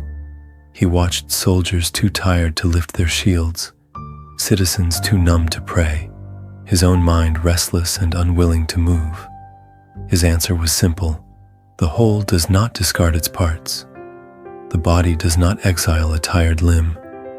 He imagines the cosmos as one great organism, each of us like a cell, or a small nerve, or a fingertip. Some cells are active tonight. Some are resting. Some are repairing damage you cannot see. You may feel numb. You may feel like a limb that does not want to move. That is still a limb. That is still a part of the body. Most of us were taught that value means output, that if you are not producing, not improving, not enthusiastic, you are failing. Marcus offers another measure. He does not call the still moment a failure. He does not call the dull mood a defect. There is only description.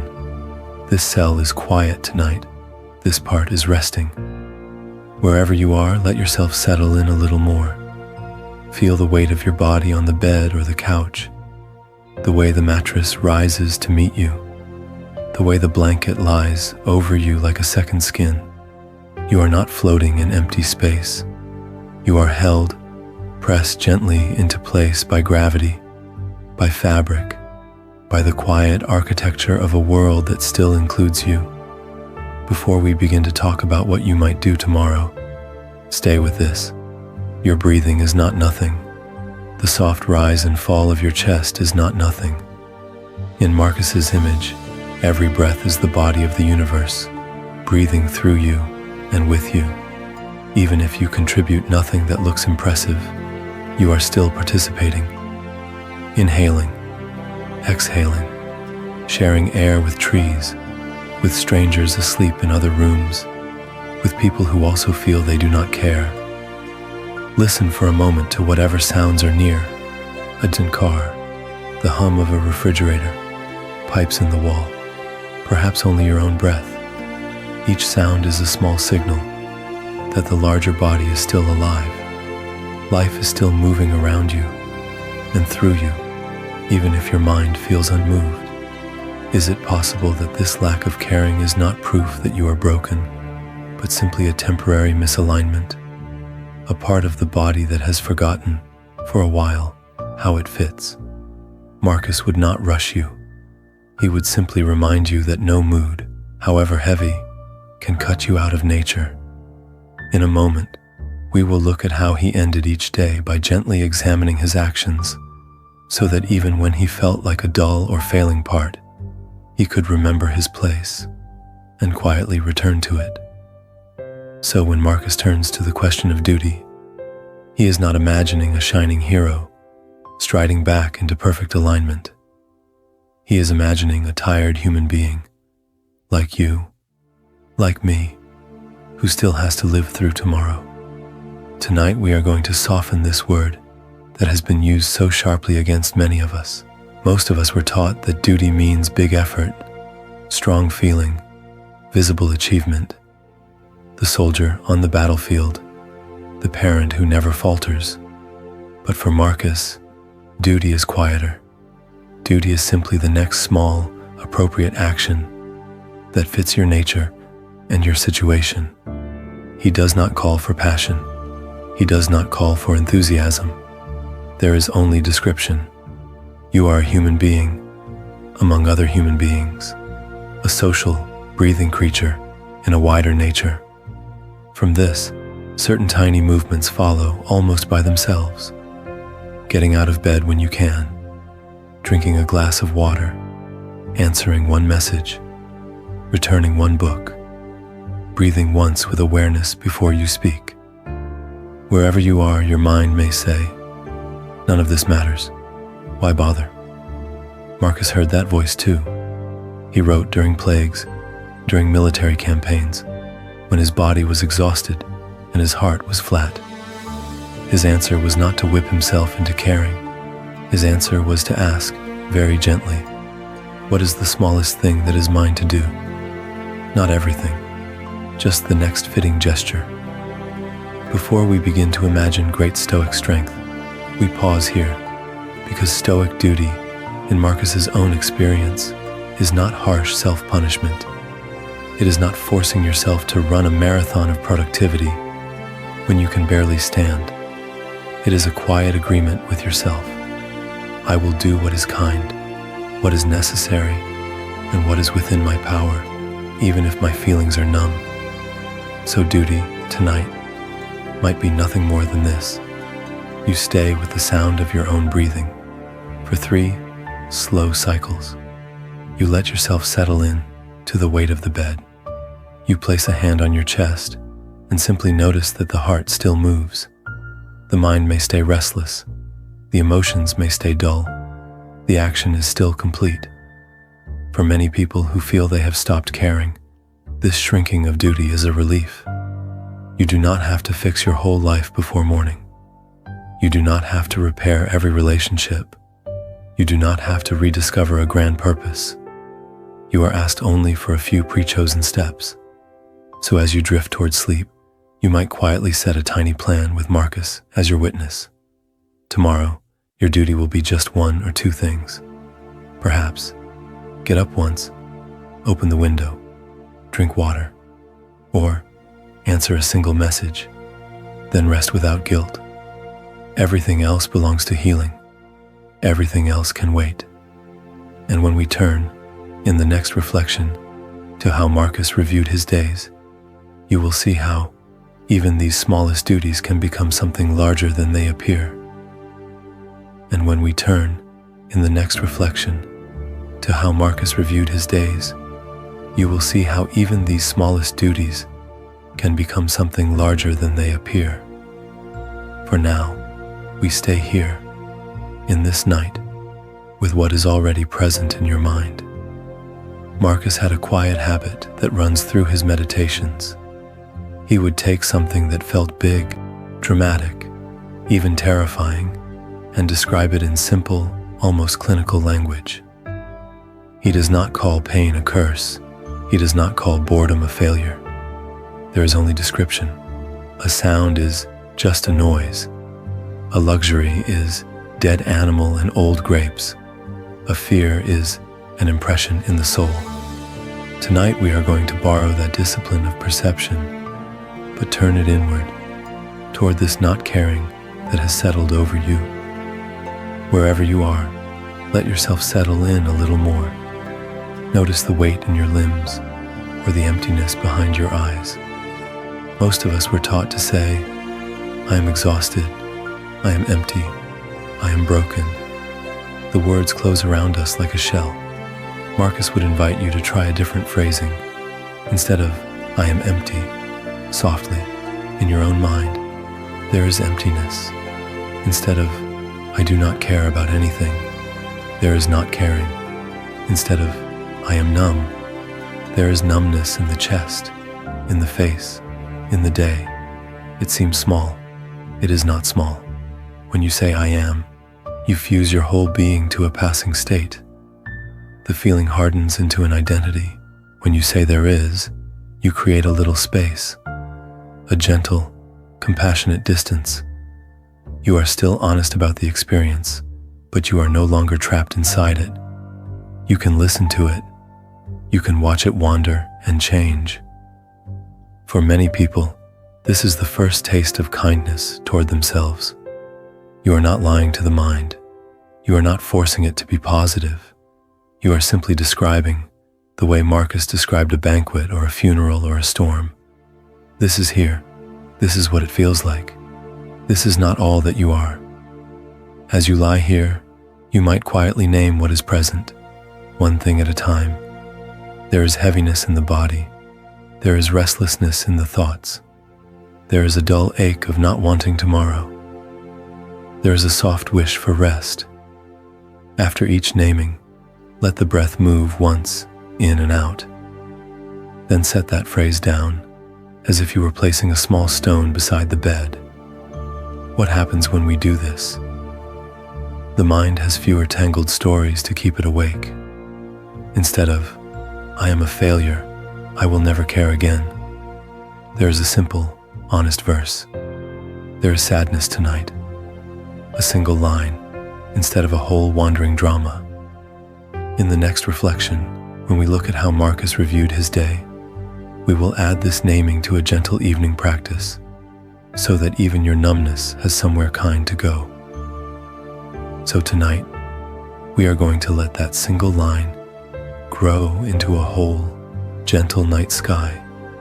Instead of building more story around the sadness, we will give your mind somewhere wider to wander, somewhere it does not have to fight. Wherever you are, let yourself settle in. If you like, you can close your eyes or simply soften your gaze. Imagine that above you there is a dark, spacious sky, quiet, open, deep enough to hold anything that might appear. In that sky, your thoughts begin to show themselves as clouds, a thought about the day, a memory, a restless worry. They drift in, they drift across, they drift away. The sky does not chase them, the sky does not argue. Marcus would say that these are impressions, not commands, not orders from some hidden ruler inside you. They appear, but you are not obliged to obey, or to wrestle, or to explain yourself to each one.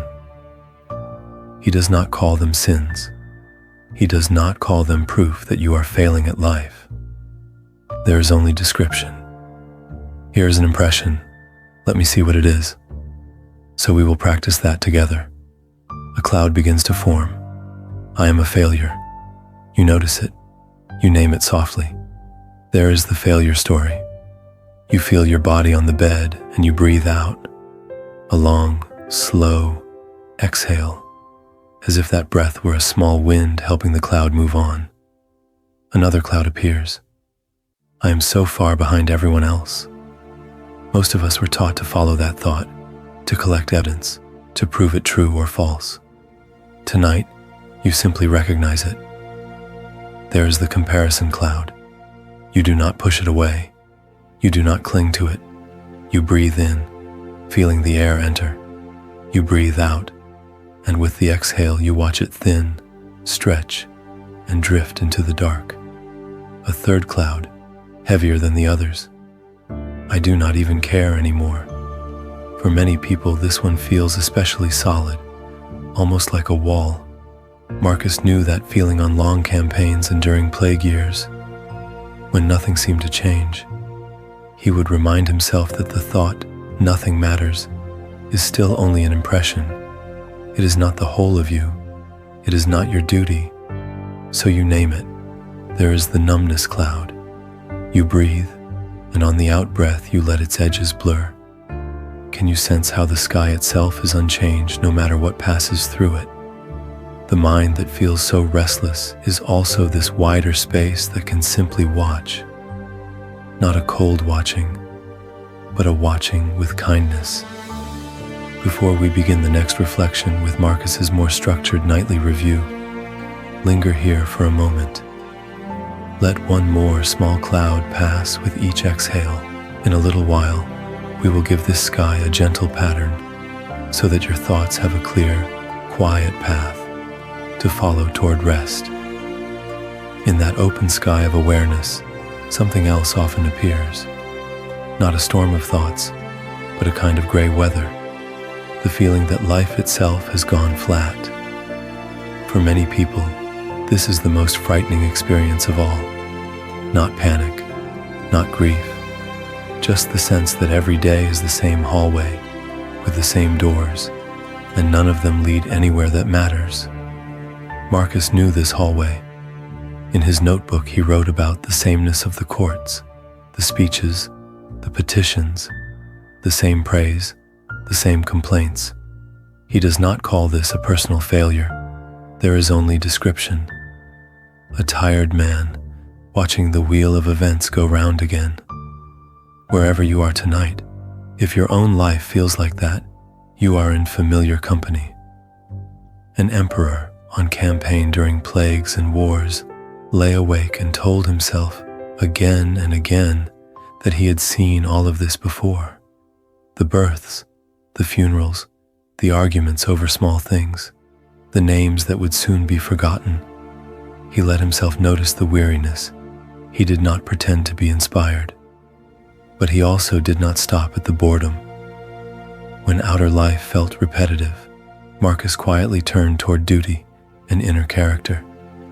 If the day was going to be another copy of the last, then the meaning would not be in the schedule. It would be in how he met the schedule. The mind that wanted novelty could wander. The deeper part of him could simply ask, as he often wrote, whether he had acted justly, patiently, with kindness. Tonight we are going to borrow that move from him. You do not have to force yourself to care about grand purposes. You do not have to invent a passion. It is enough for now to be gentle with yourself. In the middle of the colorless hours, most of us were taught that if we feel empty, something is wrong with us. Marcus's teaching suggests something quieter. Emptiness is one of the ways a human life feels. It passes through like any other weather. So when boredom or meaninglessness appears, you might try a very small practice. Let yourself settle in. Breathe once, a little deeper than usual, and silently say, "This too is part of being human." Do not rush to fix it. Do not rush to explain it. Let the sentence rest in the mind, the way a smooth stone rests in the hand. In a later verse of his own reflections, Marcus will invite us to shape the day more actively, to review our actions and redirect them. Before we begin that more structured review, stay here a little longer, learning how to simply acknowledge your experience without struggle. Soon, we will let duty and intention give this quiet a gentle form. Wherever you are, still lying there with that smooth stone of awareness in the hand of the mind, we can add one more quiet layer. Marcus often wrote to himself on cold mornings about the simple act of rising, of getting up, of going to the work that waited, even when every part of him wanted to remain under the covers of sleep and forgetfulness. He does not call this a grand victory. He does not call it heroism. There is only description. A man whose body is tired, whose heart is restless or heavy, standing up and going to the task that is in front of him. In his verses, he reminds himself that he was not born for lying down, but for doing the work of a human being, however small that work might seem that day. Tonight we are going to look at your day in that same gentle light. You may feel that you have done almost nothing. You woke up late, you moved slowly, you went through motions at work, or you barely answered messages, or you simply stayed in the room and tried to keep breathing. It can feel like failure. For many people in a season of numbness, this looks like not caring at all. Marcus would look more closely. He would see you getting through another morning, when the bed felt safer than the world. He would see you listening to this recording, when part of you believes nothing can help. He would see you breathing through another night that you did not really want to meet. And in that quiet observation, he would recognize courage. Most of us were taught that courage must be loud, that it must look like speeches and battles, bold choices and fierce emotion. But the Stoic teaching is softer than that. Courage can be a hand that reaches for a glass of water when the mind whispers that it is pointless. Courage can be opening your eyes again tomorrow, even if you expect the same gray thoughts to be waiting. This is not the courage of excitement. It is the courage of staying, of remaining in your own life without turning completely away. On nights like this, Stoic courage is almost invisible. It is a small, steady refusal to abandon the duties that are still yours, to breathe, to notice, to show a little kindness where you can. This is not the courage of excitement. It is the courage of staying, of remaining in your own life without turning completely away. On nights like this, Stoic courage is almost invisible. It is a small, steady refusal to abandon the duties that are still yours, to breathe, to notice, to show a little kindness where you can. Before we begin the more active review that Marcus practiced, let yourself settle in around one tiny moment from today. Just one. Perhaps it was answering a message you did not care about, or washing a single dish, or stepping outside for a brief breath of air. Can you, for a few quiet breaths, name that as courage? Not as enough for all time, simply as one soft act of bravery in a difficult day. Hold that moment lightly in your mind as you drift, because in a few minutes, we will ask a more searching question. If such a small act can be courage, what else in this wandering day might secretly shine the same way? So hold that small act in your mind for a moment longer. Let yourself settle in around it, as if you were cupping a faint candle in both hands, protecting it from the restless wind of this day. Tonight, we are going to widen that circle of light, not to judge the day, not to grade your performance, but to take a gentle inventory, the way Marcus did at night, and to ask a quieter question, not, what did I do wrong, but, what did I carry, even while tired? Most of us were taught to look back on a day like an examiner. Did I do enough? Did I care enough? Did I show up the way I was supposed to? Marcus did review himself, but listen to how different his aim was. He would notice where he had been impatient or numb, and then quietly remind himself of the kind of person he wished to be. There is only description, then a soft turning of the mind, not a punishment. Wherever you are, let this next part be simple. Before we begin, you might even feel your body against the bed or chair, and just breathe once, as if you were putting the day down for a moment. Then we will look, together, at what you actually carried. First, the physical weight, the fatigue in your eyes, the tightness across your shoulders, the way your back complained when you stood in one place too long, or the heaviness in your legs as you walked through another gray corridor or crowded train. Perhaps you woke too early or slept badly and still moved through tasks, through conversations, through noise. You and I might call that just getting through. Marcus would quietly call it endurance. Then, the emotional weight. Maybe it was not drama, but a kind of blankness. That low, colorless feeling that says, nothing matters. Maybe a thin layer of sadness under everything, or a quiet anger you did not have the strength to voice. You carried that through emails, through family meals, through small talk you did not want. You smiled when you could, or you did not, and you still stayed. That, too, is something you bore. And the mental weight, the wandering thoughts, the worry about money or health, or a future you cannot see clearly, the replayed sentence from earlier, the plans you made and unmade in your mind while you pretended to listen. Even when you felt you had stopped caring, the mind still worked, still tried to solve, still turned events over, like stones in the hand. Can you notice, with a little kindness, that you moved through this whole day with all three of these weights? Body, heart, and mind, all a little overburdened, and yet you are here, listening, breathing. You did not have to be heroic. You only had to keep going, and you did. Now, imagine that beside your bed there is a clear space on the floor, a small, quiet place. In your mind, take the physical weight, the ache and tension, and set it down there, as if you were lowering a heavy bag. It does not have to disappear.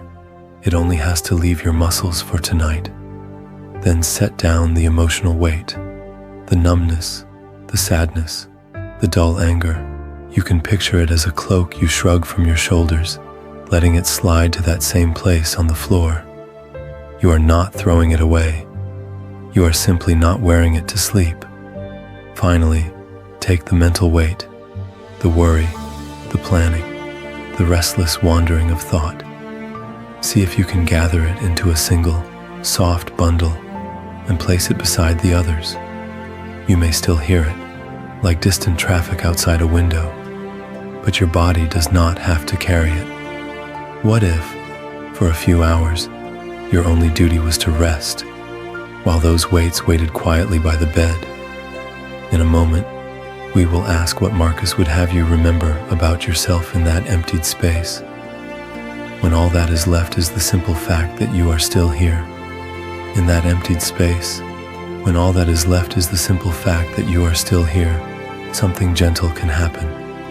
The day can be allowed to end, not because it was perfect, not because you finished everything, simply because it is over. Marcus practiced this. Night after night, on campaign and in the palace, he would close his notebook and close the day. He reminded himself that what had already happened now lived outside his control. A harsh word spoken, a duty half done, a moment of courage or a moment of weakness, all of it already woven into the fabric of the past, where no amount of late-night wandering of the mind could reach it. Tonight, we are going to borrow that habit. Wherever you are, let yourself settle in a little more and quietly choose a phrase that feels kind enough for a tired soul. It might be, enough for today. It might be, the day is over. It might be, I release this day. There's no magic in the words themselves. The kindness is in the way you say them to yourself. Before we begin, notice how the restless mind wants to argue. It brings up the unfinished message, the undone chore, the conversation you wish had gone differently. Most of us were taught that being a responsible person means carrying these thoughts until they are solved. But Marcus would say, what is past is past. What is not in your hands right now is not your work for tonight. So as you breathe, repeat your phrase softly in your mind. Enough for today. Again, like a verse you are learning by heart. Each time another thought pushes forward, you do not have to fight it. You simply listen, acknowledge that it belongs to the day that has already ended, and answer with your phrase. The mind that will not stay still. The mind that, on a quiet night, becomes louder than the room around us. This mind can learn that the day has a doorway and we are allowed to close it. If it helps, imagine a thin, luminous line drawn across your path. On one side, today, with its noise and demands. On the other side, tomorrow, still untouched. You stand right at that line.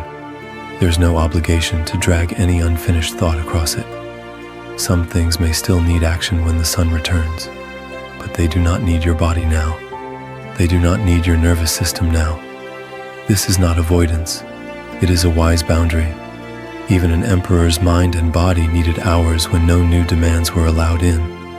In a moment, we will look more closely at how Marcus spoke to himself in that quiet and what he would have you remember about your worth when the day finally lets you go.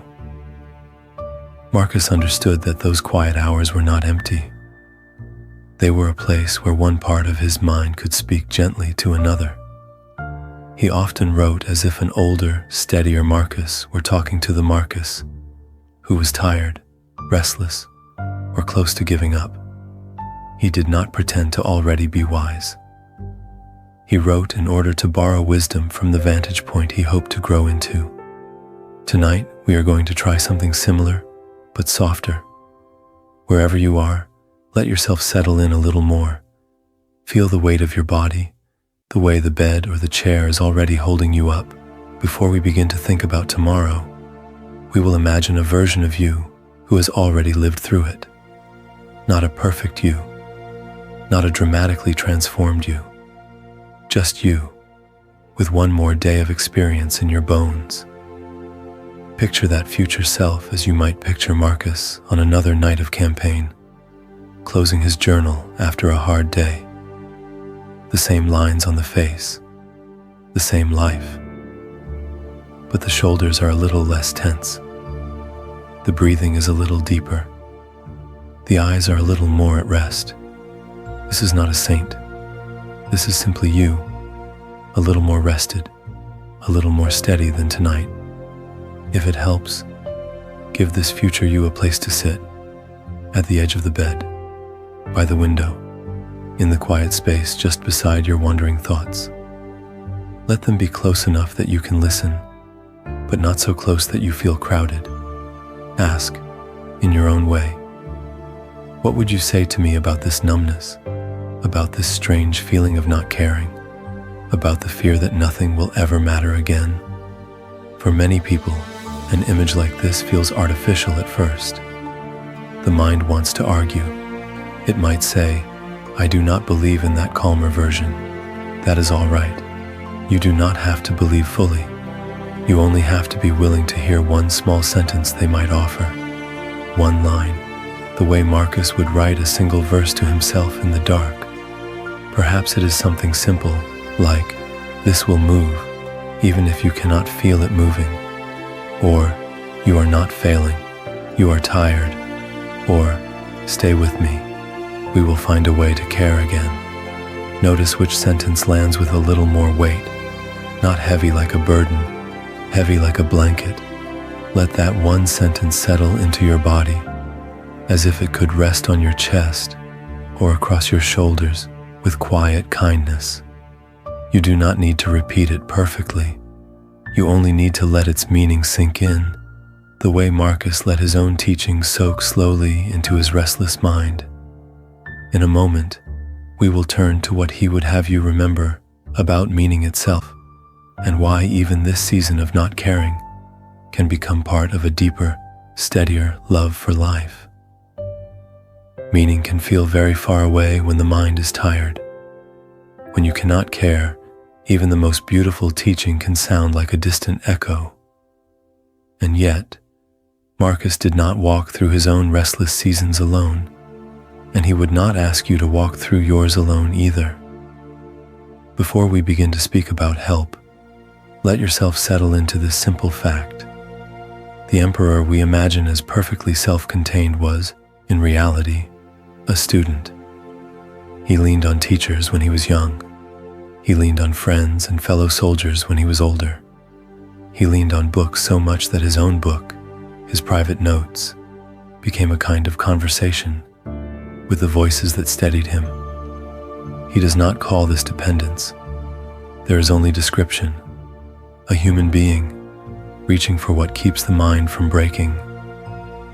Most of us were taught that being Stoic means never needing anyone, never asking, never saying, I am not okay.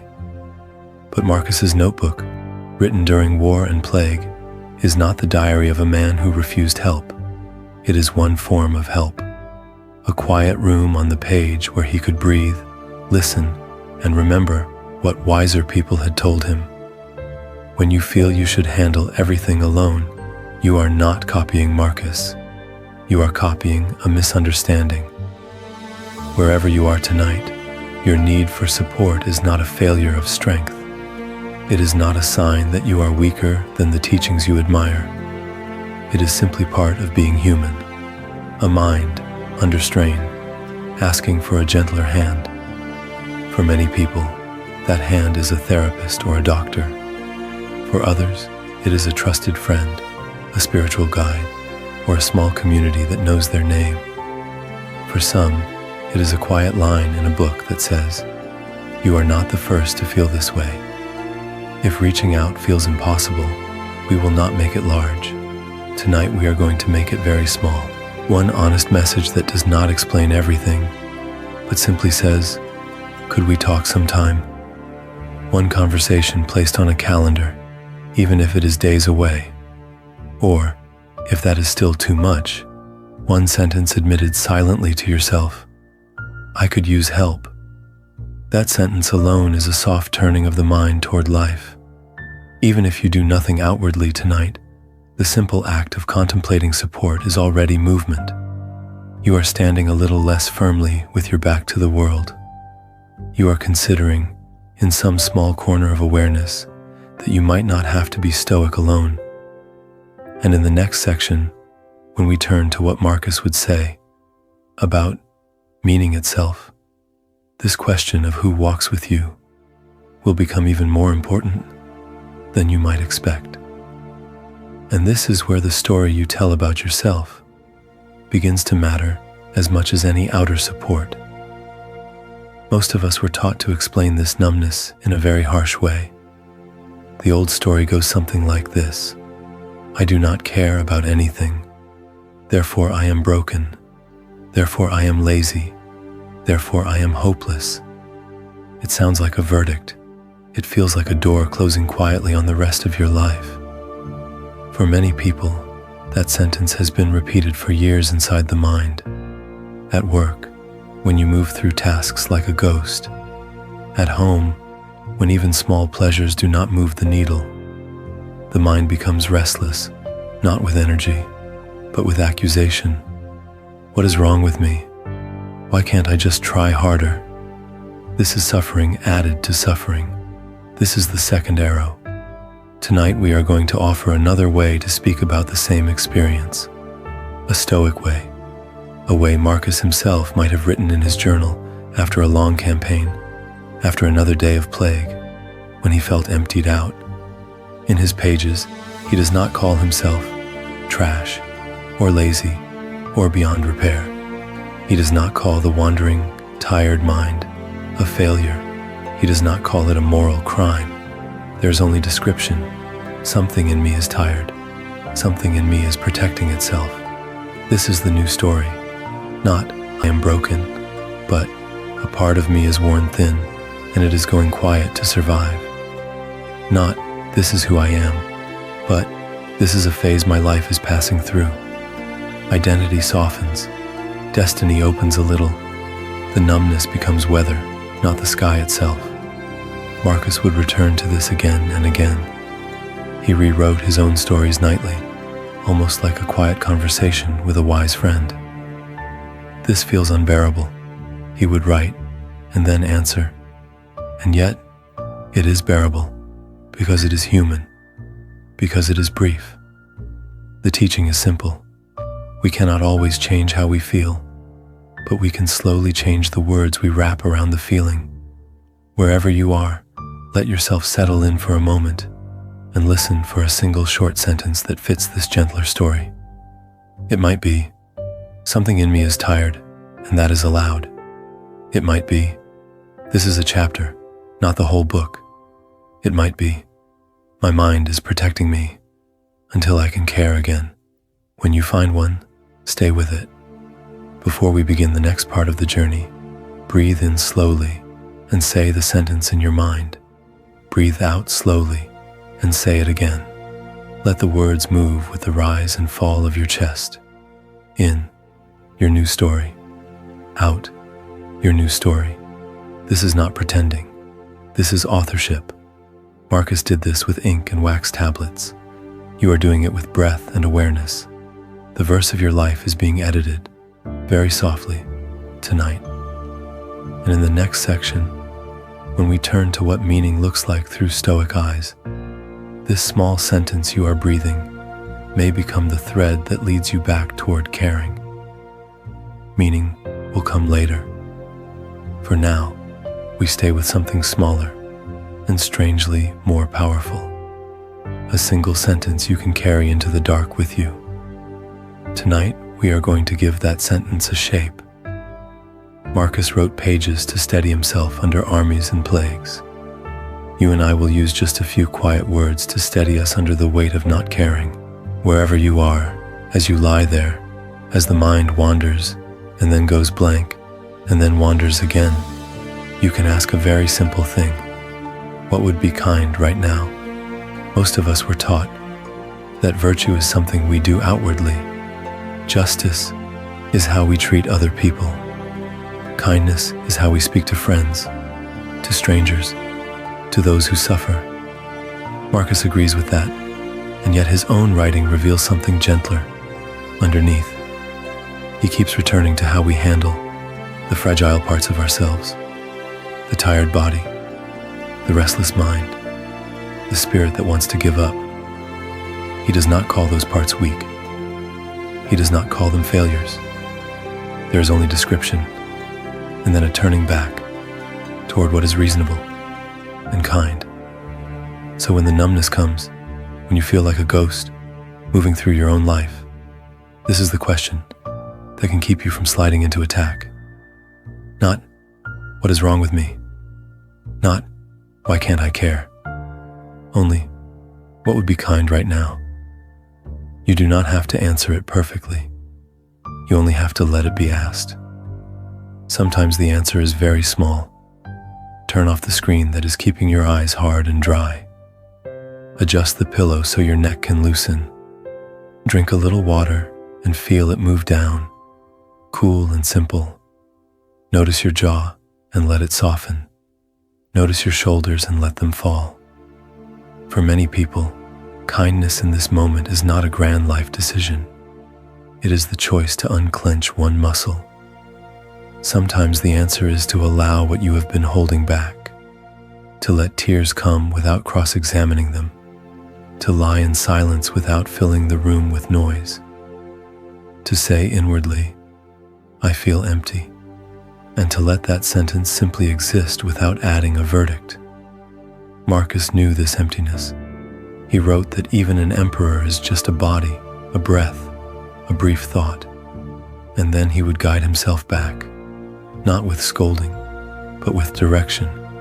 Before we begin to talk about larger purpose, let this question become a nightly practice.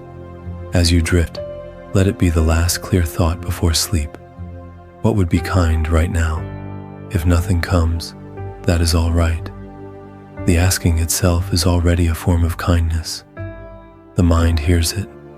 Something in you begins to turn, very slowly, away from attack and toward care. In the next section, we will let Marcus show us how that small turn can grow into a different way of seeing your whole life. So now, as that small turn toward care has begun, we shift the burden a little. Instead of asking the heart to do more, we let the body come forward. Tonight we are going to explore what Marcus did on the days when his mind was dull, when he felt he had nothing left to give. Marcus often returned to the body, its breath, its posture, its simple, steady cycles. He knew that when the mind is restless or empty, the body is still here, quietly reporting the truth of this moment. He does not call the tired mind a failure. He does not call the heavy heart a weakness.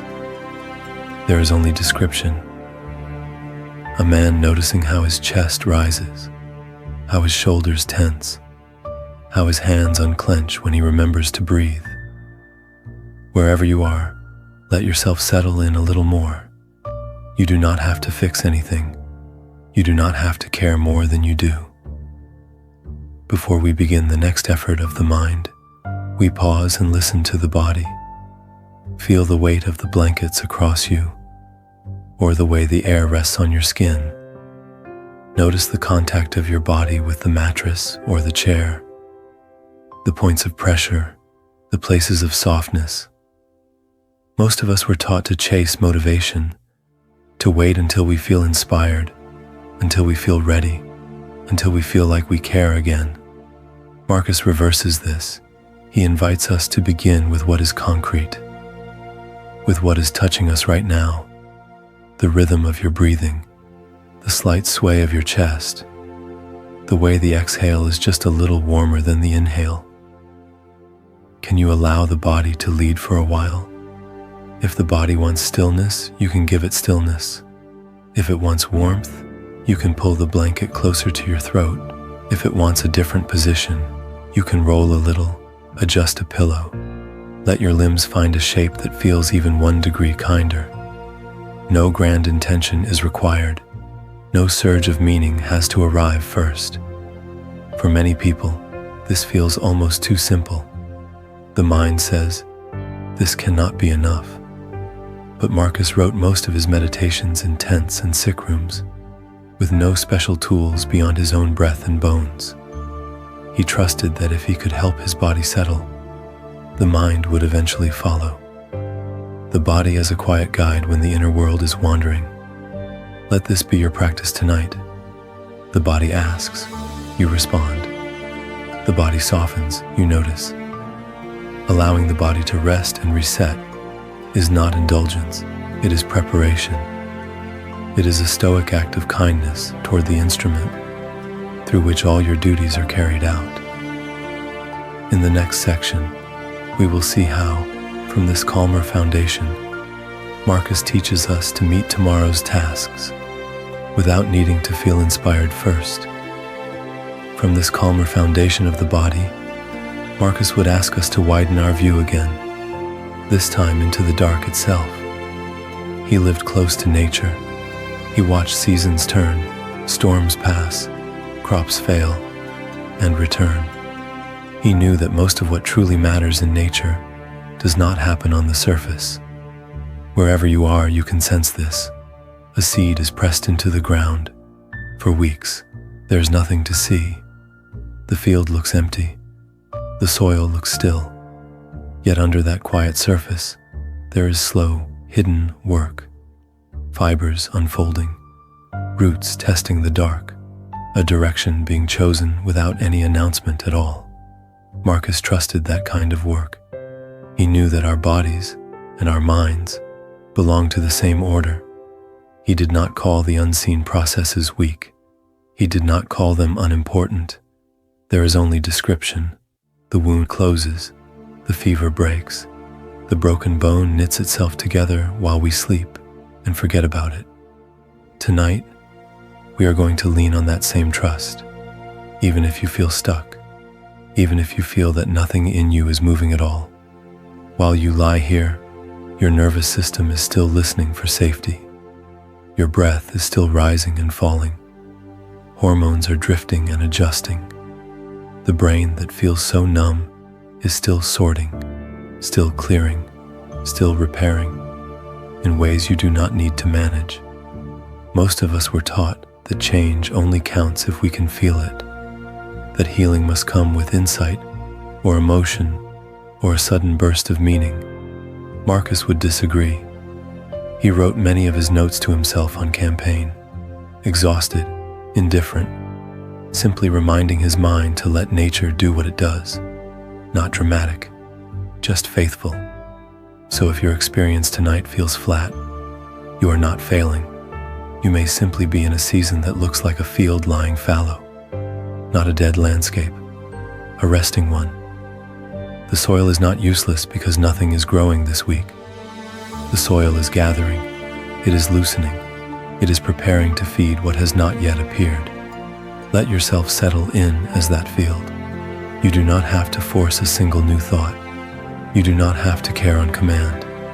Your only task is to lie here and let the night work in secret, the way it has always worked on forests, on oceans, on the quiet bodies of sleeping animals. And as we move on, we will begin to listen for something Marcus trusted even more than feeling. The small, steady signal of what is still asking to be done, even in a numb and wandering mind. And as we move on, we stay with this strange place where you do not care, not to fix it, just to see it more clearly, with a little more kindness. Most of us were taught that not caring is a flaw, a moral weakness, a sign that something has gone wrong in the soul. But Marcus lived long enough, and through enough plagues and wars, to notice another possibility. Sometimes the mind does not stop caring because it is cruel. It stops caring because it is tired. There is a difference between the apathy that wants to destroy and the quiet shutting down that wants to survive. One throws away what is good out of bitterness. The other gently puts everything down because the load has been too heavy for too long. Marcus would call that load the work of the ruling center, the part of you that chooses, that judges, that carries the day. He reminds himself again and again that this ruling center needs rest, just as the body does. Tonight we are going to treat your lack of caring in that way, not as a verdict on your character, but as a signal from a center that has been overused. Wherever you are, you can let yourself settle in and listen for just a moment to how long you have been holding everything together. How many years of being the responsible one, the one who shows up, the one who cares, even when no one else does. For many people, I don't care begins as a shield. Think of the week when work would not stop asking more of you, so you moved through the day like a ghost, doing only what had to be done. Think of the season when you cared so much about someone else's opinion that you could not sleep, until one night, the mind simply went flat, as if a switch had been turned. That flatness may have kept you from burning out completely. Can you notice just a little where not caring has actually protected you from one more obligation, one more self-attack, one more restless night of rehearsing every failure? He does not call this protection evil. He does not call it permanent. There is only description, a mind that has pulled its branches in for the winter so that it might have some chance of spring. Before we begin the next part of this night, you are not being asked to fix anything. You do not have to make yourself care. You do not have to force meaning into a day that felt empty. Your only task tonight is simpler, and Marcus would recognize it as a discipline of perception. You are invited to say, quietly, inside, I do not have to solve my numbness tonight. I only have to stop attacking myself for it. Let that sentence be a small verse for sleep. Each time the old judgment returns, you can breathe in and repeat it once more. In a little while, we will turn toward what remains trustworthy, even when feeling is thin, the small duties, the smallest acts of goodness that ask nothing dramatic from you, and yet, slowly, wake the ruling center again. Wherever you are, let yourself settle in a little more. You do not have to fix the numbness tonight. You are only learning how to stand beside it, the way Marcus learned to stand beside his own restless mind when nothing in him felt eager or alive. Most of us were taught that every thought is a command. A thought of, I am tired, means stop. A thought of, this is pointless, means give up. Marcus was surrounded by such thoughts during war and plague, and still he kept writing to himself, almost like a quiet verse for sleep. These are impressions, not the self. Tonight we are going to practice that same discipline of perception in a softer way. Imagine your mind as a small guest house at the edge of a quiet road. Thoughts come to the door, they knock, they enter, they leave. The house is not every guest. You are not every thought. A heavy thought arrives. Numb. Instead of wrestling with it, you simply notice it and give it a name. Numb. A dull thought appears. Tired. You see it and you name it. Tired. Another voice whispers in the dark. Pointless. You do the same. Pointless. There is only description, no argument, no trial. For many people, the hardest part of the night is this parade of visitors. I do not care. Nothing matters. Why bother tomorrow? Marcus heard versions of these as well. He did not call them prophecy. He did not call them orders. He treated them as passing impressions on a restless surface. So, before we begin the next small practice, notice what is visiting right now. If a thought says, empty, quietly label it, empty. If another says, broken, you can label it too, broken. You do not have to improve the guest. You only have to recognize the guest as a guest. Now we will add the breath, the way a calm host might open and close the door. Breathe in slowly, through the nose, feeling the chest and belly rise. And as you breathe out, say gently in the mind, this is a thought, and it will pass. Again, a thought appears, perhaps numb. You label it, you breathe in, and on the long exhale, this is a thought, and it will pass. Notice that nothing dramatic happens. The mind still thinks, the guests still come, but something in the house is quieter. Something in you is not merging with every visitor. You are beginning to discover a small space between the ruling center and whatever wanders through it. In a moment, we will turn toward how Marcus filled that space, not with grand feelings, but with the smallest, almost invisible duties that slowly restore warmth to a quiet life.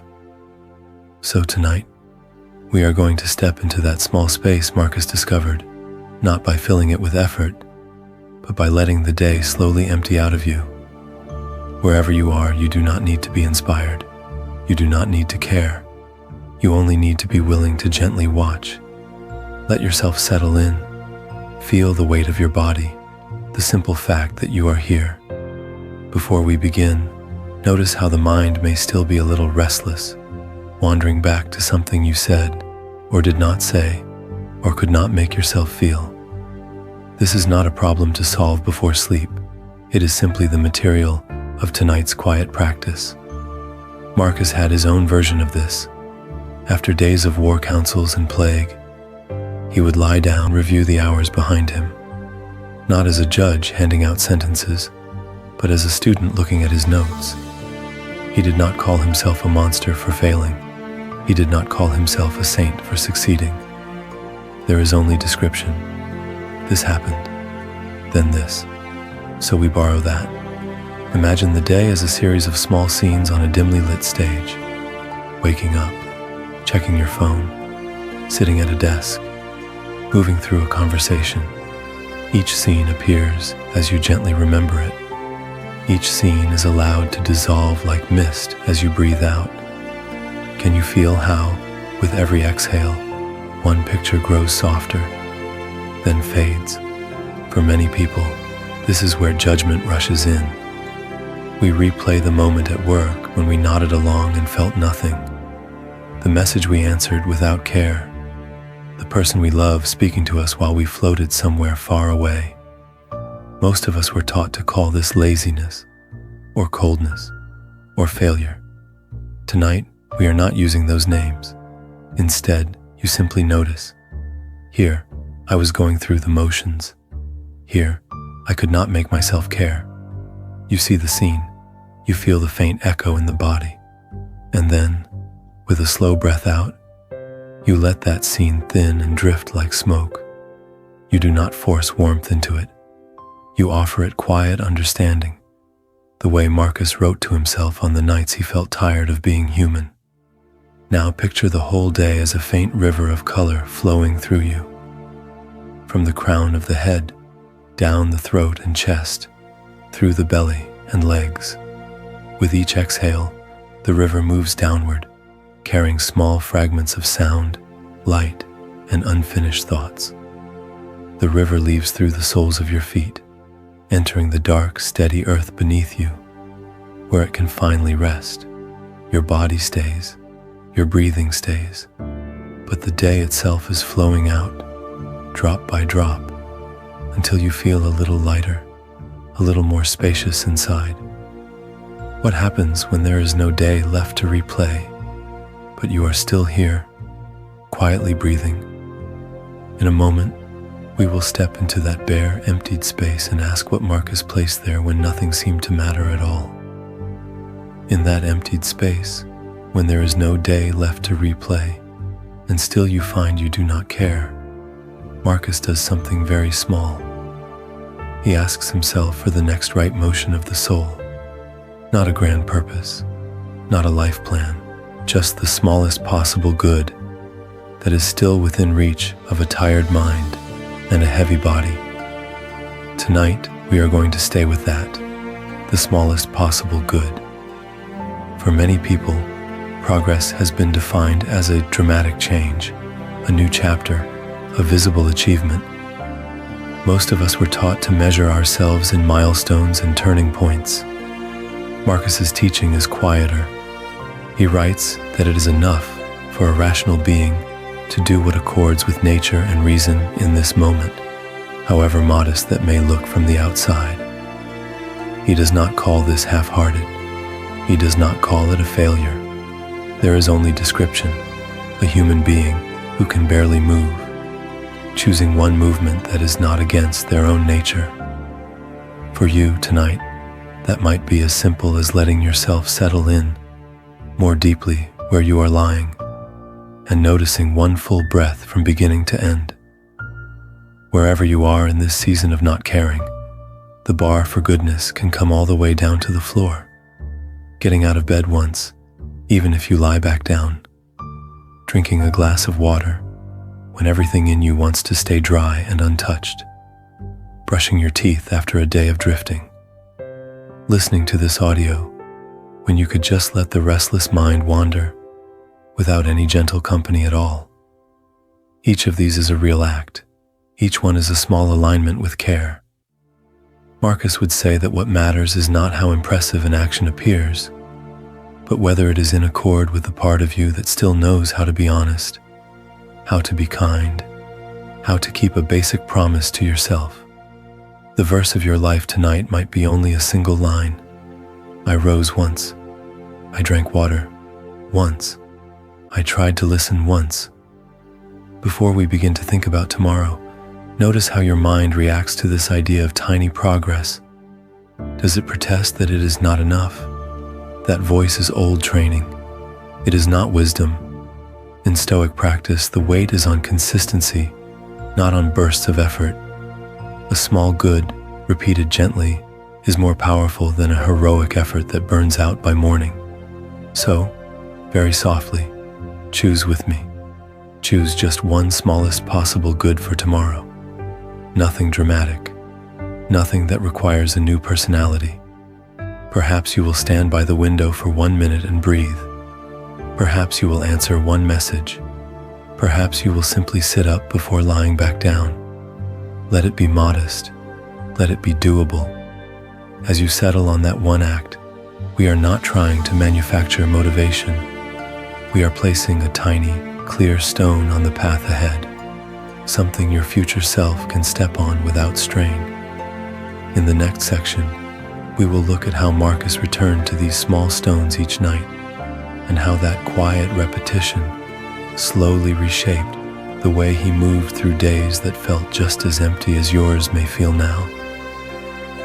Marcus knew that placing those small stones was only possible because something in him stayed awake, even when his feelings went to sleep. He wrote again and again about what he called the ruling principle, the part of the mind that can still see and choose, even when the body is heavy and the heart is flat. The mood wanders. The ruling principle can remain. Tonight we are going to sit for a moment with that difference. The tired body that does not want to move. The restless mood that does not care. And then, a little deeper, the quiet awareness that can still say, this is right and this is wrong. Marcus watched himself this way on cold mornings in the camp. He noticed the complaints of the flesh, the boredom, the apathy. He did not call them failures. There is only description, a body that resists, a mind that can answer. Before we begin to speak about motivation, let yourself settle into this idea that you are not only what you feel. Most of us were taught that caring must be emotional, that if there is no spark, there is no meaning. Marcus's teaching is simpler and kinder. You have a faculty that can recognize value even when the feelings are absent, the way an eye can recognize light even on a gray day. Wherever you are, you might gently ask yourself, without pressure, without searching for any warmth, in theory, what still matters to me?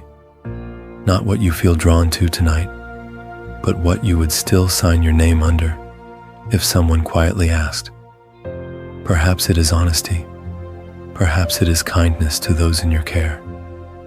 Perhaps it is simply not making things worse. You do not have to feel love for these values. You are only being invited to notice that they have not entirely disappeared. For many people, this is a strange relief. You can be numb and still know that keeping a promise is better than breaking it. You can be empty and still see that treating a stranger with respect is better than adding more harshness to the world. Marcus built his days on this difference. Duty, not mood. Principle, not the weather of the nerves. In seasons like this, he would say, it is enough to live by your values in a quiet, almost mechanical way. You rise because you said you would. You answer the message because it is your role. You wash the cup because a clean space is gentler to live in. This is not pretending to be inspired. It is walking by a small inner compass when the landscape gives you nothing back. If it helps, you might picture your values as small, steady lights in a dark room. They do not flare, they do not demand, they simply burn. One light for honesty, one for compassion, one for doing no harm. They require no effort from you to keep burning. Your work is only to remember that they are there, and now and then, to walk in their direction. In the next section, we will sit closer to those lights and watch how Marcus used them at night to examine his day, not to accuse himself, but to stay oriented when everything in him wanted to turn away. And so we come a little closer to those inner lights by coming closer to something even simpler, the body that is carrying you through this season, where you feel you have stopped caring. Tonight we are going to let the mind rest a little off to the side and invite the body to speak in its quieter language. For many people, when the mind is tired of caring, when every thought feels flat or gray, the body is still here, doing its work. The heart still beats, the lungs still breathe, the muscles still hold you up or let you sink down. Before we begin, you do not have to feel grateful for this or inspired by it. It is enough to notice that it is happening. Wherever you are, let yourself settle in a little more. If you are lying down, you might feel the weight of your heels or your calves against the bed. If you are sitting, perhaps there is the steady pressure of the chair beneath you. We are not trying to change anything. We are not trying to fix your restlessness or wake up your interest in life. We are only going to listen. Marcus was not a thinker floating above a body. He wrote his verses while his legs ached from riding, while illness moved through his chest, while cold air bit at his hands. His teaching is not for minds alone. He reminds himself again and again that he is a small part of nature, a brief arrangement of breath, bone, and blood. He does not call the body unimportant. There is only description. This hand, this rib cage, this breath, here for a moment. So we begin at the toes. You do not need to move them. You might simply notice their shape, the sense of contact with blanket or air, warmth or coolness, or nothing very clear at all. The mind may wander. That is all right. Each time it does, we return, as Marcus returned, to what is directly here, from the toes to the soles of the feet, the weight they would carry if you were standing, the way they are released from duty now, up through the ankles, the shins, the knees. You do not have to like what you find. You do not have to care. You are only asked to notice, in a world that has gone dim for you. Each sensation is a small message of aliveness. The dull ache in a knee, the soft heaviness of the thighs, the quiet rise and fall of the belly as you breathe. You may feel emotionally distant from all of this. That distance is also a sensation. It, too, belongs to nature. Slowly, the attention moves up through the chest, the shoulders, the throat, the face. This is the body Marcus carried into every weary day, the same kind of body you are carrying now. In the next section, we will see how he used this simple awareness, not to escape his life, but to guide his choices when his feelings could not. So tonight, with this same human body, we turn toward a different kind of weariness, the tired thought that whispers or shouts that nothing will ever matter again. It can feel like a verdict. It can feel final. Marcus knew this mood in his own nights on campaign, with plague in the camps and politics in the air. He wrote that the future is dark to us, not to be read. He does not call that darkness a failure. There is only description. The future is simply unwritten, no matter what the mind predicts in its restless hours. Wherever you are, let yourself settle in a little more. Feel the weight of your body, the way it anchors you in this one small patch of time. The mind may be wandering far ahead, building scenes of a life that never brightens, rehearsing a story where nothing changes. But this is only one story. It is not the future itself. Tonight we are going to treat tomorrow as Marcus treated it, as something beyond our sight, and therefore beyond our power to solve in advance.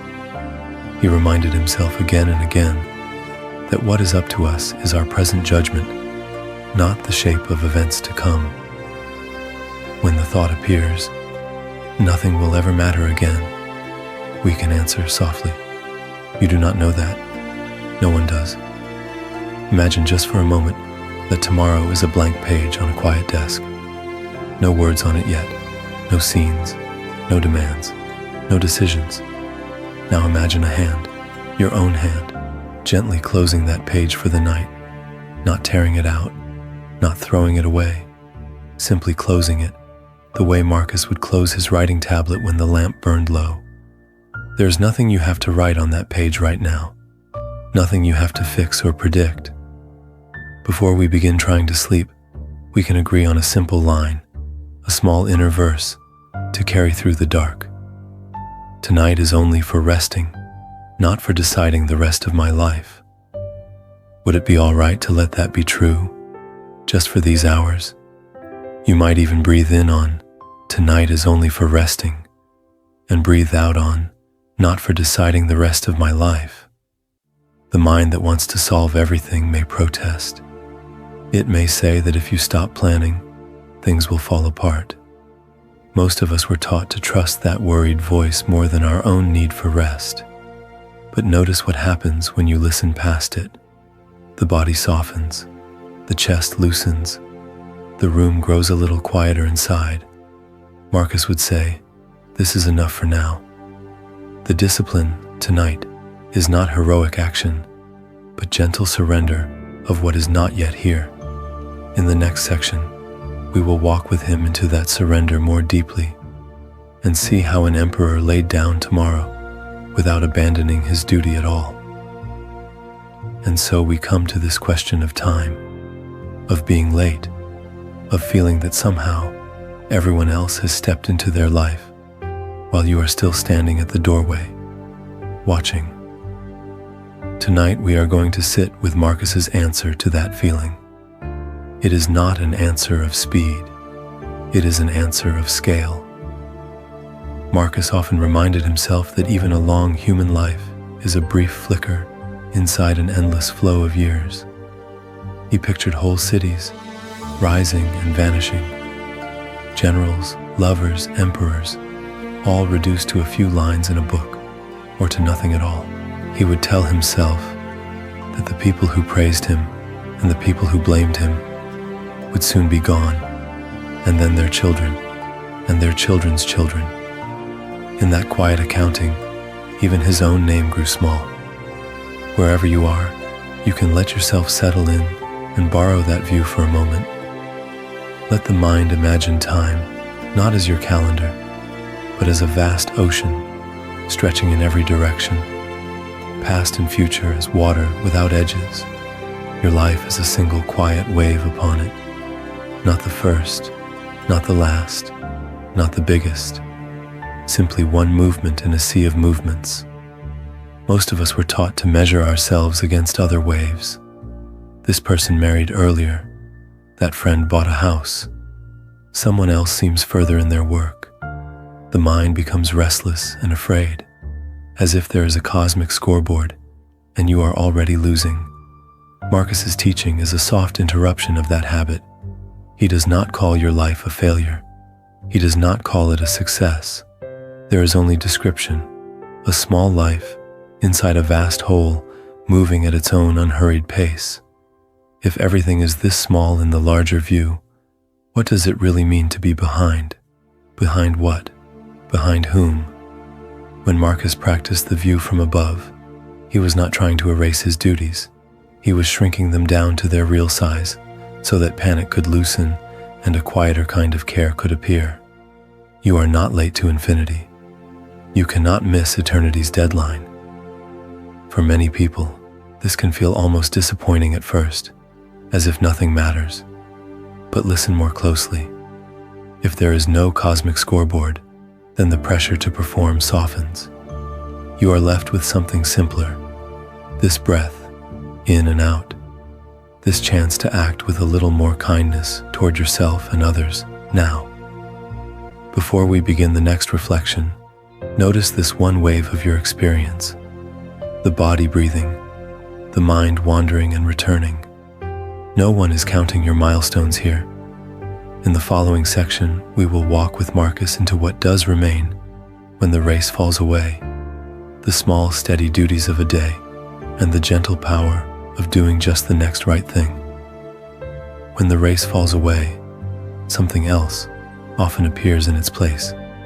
A voice, not quiet at all. A voice that leans over you and says, almost accusingly, "What is wrong with you? Why don't you care?" For many people, this is the hardest part of apathy. Not the numbness itself, but the restless inner judge that will not leave it alone. Most of us were taught that this voice is necessary, that without it we would never move, never improve, never become who we are supposed to be. But Marcus offers us another way to speak to ourselves. Wherever you are, you might let yourself settle in a little more. Notice gently how that harsh question lands in the body, the tightening in the chest, the jaw, the way the mind flinches. Marcus also questioned himself, but he did it differently. He does not call himself a failure for feeling heavy. He does not call his wandering attention a moral flaw. There is only description. You are soul, he writes, dragged by a body. Tonight we are going to imagine that harsh inner voice as a figure beside you. Not an enemy, just tense. See it standing over you, shoulders raised, fists clenched, saying, "You should care more. You should be doing more. You should be stronger than this." Let the picture be clear. Then, in your own time, imagine that figure noticing how tired you are, how long you have been carrying things. As you breathe, picture its shoulders dropping, just a little, the fists opening, the knees bending until, instead of towering over you, it sits down beside you on the bed or on the floor. The words change, not because you force them to, but because it can finally see you. You are tired. You have carried much. Rest is allowed. This is still an inner voice. It is still you. But now it speaks more like Marcus on the page than a drill sergeant in the dark. Before we begin to talk about duty again, we pause here. We practice another kind of discipline, the discipline of kindness toward our own mind. Marcus wrote during plagues and campaigns, when his own strength was thin. He did not order himself to be a machine. He reminded himself what was truly up to him, the way he looked at his experience, the tone of the words he used inside. You can try something similar now. Imagine a dear friend sitting where you are saying, "I just don't care anymore." Would you ask, "What is wrong with you?" Or would you say, "Of course you feel this way. You have been so brave for so long. Rest first. Then we will see what matters." Can you offer even a small part of that language to yourself tonight? In the next reflection, we will let this softer voice walk with Marcus into the day itself and see how, even when you feel flat and empty, the smallest next right thing can quietly reappear. So now we let that softer voice do something very simple. We let it stay, not rush to fix your life, not demand a purpose, just stay with you in the day that is already here. Marcus admired this more than almost anything. Again and again, in his private notes from the front lines and from nights of illness, he praises the person who simply endures, the one who gets up when he does not feel like an emperor, the one who walks back into duty when the mind is restless and the heart is empty. He does not call this glamorous. He does not call it heroic in the way statues do. There is only description, a human being who keeps going, a mind that does not see the point and still brushes its teeth, answers an email, feeds a child, takes a slow walk around the block. Wherever you are, you might know this season, a morning where your main achievement is that you got out of bed, an afternoon where you went to work or to class or to the shop, feeling like a ghost, moving through someone else's script. For many people, this does not feel like living, it feels like failure. But Marcus would look at this differently.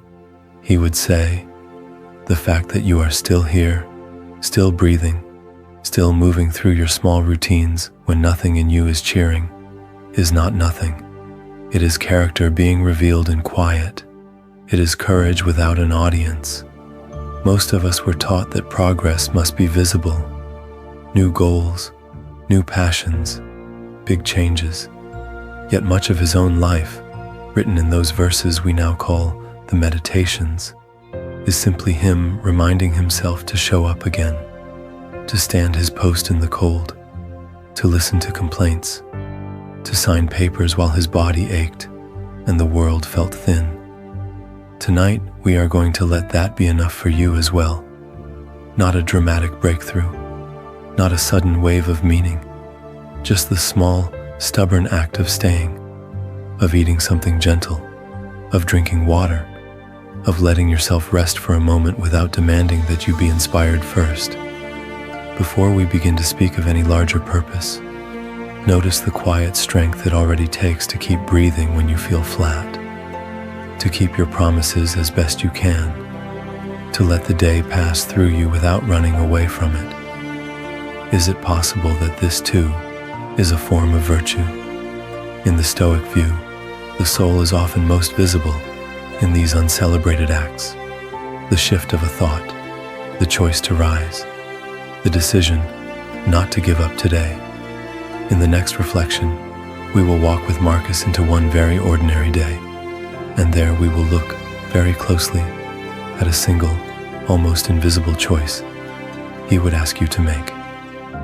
Tonight, we are going to walk with him into that ordinary day in a different way, not by following his schedule, but by following his mind as it lets go. Wherever you are, you can begin to feel the room around you grow a little dimmer, as if the lamps are being turned down and the world is preparing for sleep.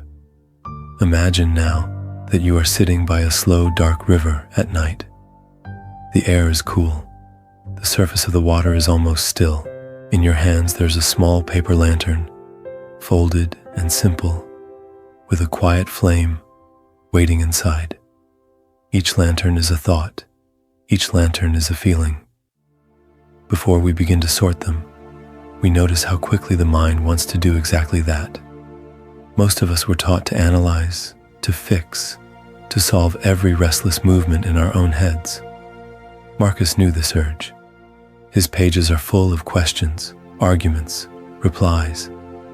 But here, for a little while, we are going to practice a different teaching. Not to argue with the mind, only to watch it. Take one thought that has been heavy for you. A worry about work, a fear about your health, the numb thought that says, nothing matters. Place it gently into the lantern. See it written there, but do not explain it. He does not call such a thought wicked or shameful. There is only description. It is a sentence on paper, held in your hands. Now, lean forward and set the lantern on the water. Watch how the river receives it without effort. The flame trembles, then steadies, and the lantern begins to drift away. You do not push it. You do not pull it back. You simply breathe, and you watch. Another lantern. This one holds a question about meaning. Why am I doing any of this? Another holds the dull ache of apathy. Another carries the replay of a conversation you wish had gone differently. One by one, you place them on the river. You do not need to sort them. You do not need to fix them. Your only task is to notice and release. For many people, this feels strange at first. The mind is used to chasing every wandering lantern downstream. But Marcus would remind us that much of what troubles us is outside our control, and that our real work is with the judgments we attach. Here, tonight, your work is even simpler. You are learning how to let the judgments themselves float away. Gradually, the river grows wider and darker. The lanterns become small points of light in the distance, then smaller still. The bank beneath you is steady. The night around you is kind. As you sit there, you may notice that the space inside your own mind begins to match the quiet outside. Fewer lanterns, more dark, open water. Let yourself settle into this emptying. You are not forcing the mind to be blank. You are watching it grow spacious. You are discovering that you can rest on the riverbank and let the thoughts pass and pass and pass without needing to follow. In the next reflection, we will turn from the water back to the day and see how this same gentle releasing can guide a single choice when morning comes. From that riverbank of passing thoughts, we turn very gently toward the shore of this particular day. Tonight we are going to keep things simple, not a grand life review, not a search for hidden meaning, just a soft, almost whispered dialogue with yourself before sleep. Before we begin, notice if the word reflection makes your mind tense. Most of us were taught that looking back means judging, grading, deciding whether we passed or failed. Marcus did not do that. In his little field notebook, in camps and in cities, he mostly described. He did not call himself weak for being tired. He did not call himself broken for feeling flat. There is only description. This is what the mind did. This is what the day was like. Wherever you are, lying down or sitting up, we will borrow that spirit. Just 3 questions, no more. What felt heavy? What helped? Even a little? What can I put down for tonight? You can let each question move through you like a slow breath. What felt heavy? Maybe the answer is only one word. Work, mother, body. Maybe it is just a blur. All of it. That is enough. You are not writing an essay. You are letting the mind acknowledge its own weight, so it does not have to keep lifting it in the dark. Then, what helped? Even a little. The mind that is used to despair may want to say, nothing. If that happens, you can look again, very softly. Was there a moment when the restlessness eased? A hot shower, a kind message, a few seconds when you remembered to breathe. Marcus, marching through winter mud and plague, would list such things: a friend's character, a verse from a teaching, the simple fact that he had endured another day. For many people, these small recognitions are the first cracks in the wall of I do not care. And then, what can I put down for tonight? Not forever, just for these hours of quiet, a conversation you keep replaying, a decision that is not possible to make at midnight, an old sentence about yourself that hurts every time you think it. You can say, inside, I will pick this up in the morning if I need to. I do not need to hold it while I sleep.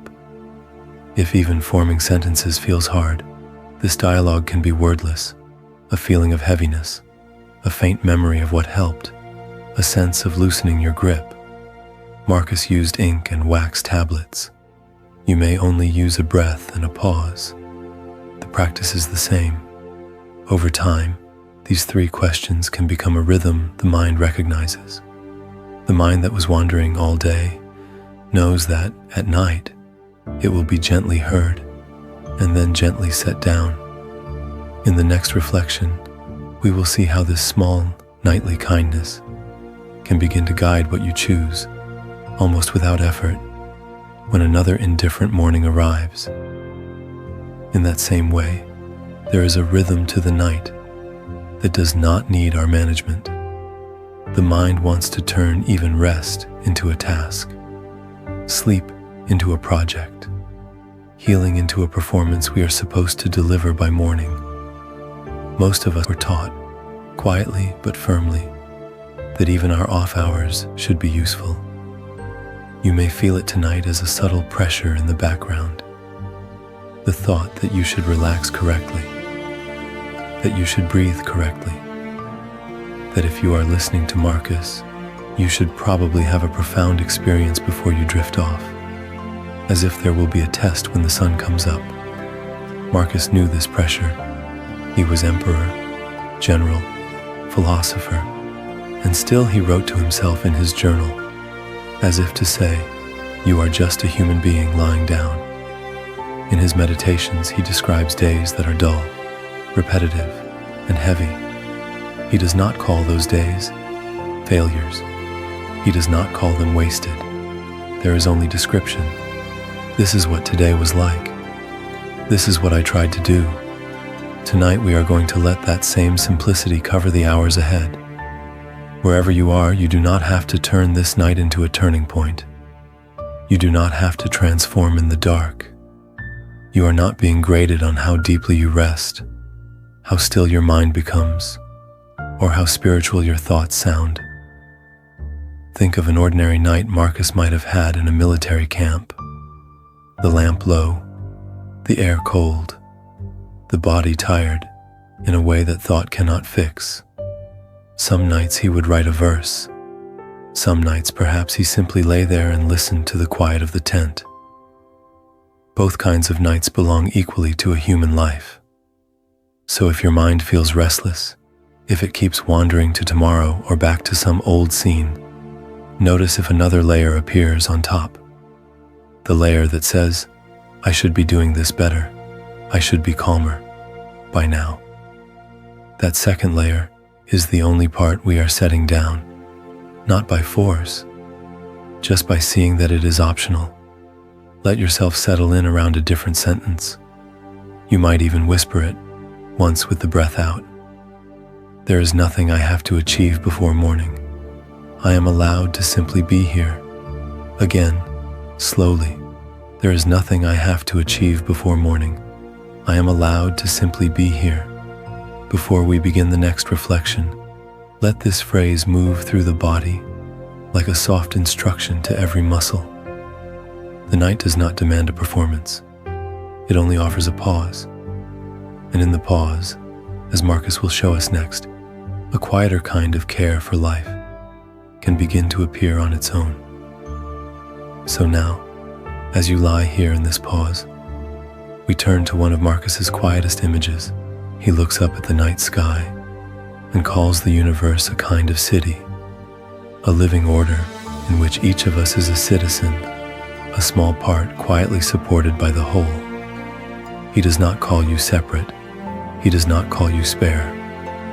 There is only description of a larger body, and you as one of its cells. Tonight we are going to lean into that image. Wherever you are, whether you feel numb, restless, or simply tired, let yourself settle in as if you are not holding yourself up by your own strength. Marcus writes as if the cosmos itself is the body and we are the limbs. The limb may feel weak, the limb may feel heavy, yet the body still carries it. Imagine for a moment that you are a leaf on a vast tree, not a special leaf, not a failed leaf, just a leaf. You lie where you are on the branch. You do not see the roots. You do not manage the sap. You do not supervise the trunk or the soil or the rain. And yet, night after night, something unseen keeps moving through you. Most of us were taught to think of ourselves as separate units, as if every feeling must be generated from inside, by effort. If you cannot care, you must fix it. If you are empty, you must fill yourself. Marcus gently disagrees. In his teaching, you already belong to a pattern that is older than your moods. The tree does not ask the leaf to manufacture its own nourishment, it simply includes it. So, as you rest here tonight, notice the ways the larger whole is already carrying you. The bed is carrying your weight. The floor is carrying the bed. The earth is carrying the floor. Gravity is holding every part of you without your permission. You are being breathed by an atmosphere you did not design. Even in apathy, the body still inhales and exhales. Have you failed, or are you being quietly kept? Marcus often used this view to shrink his own worries.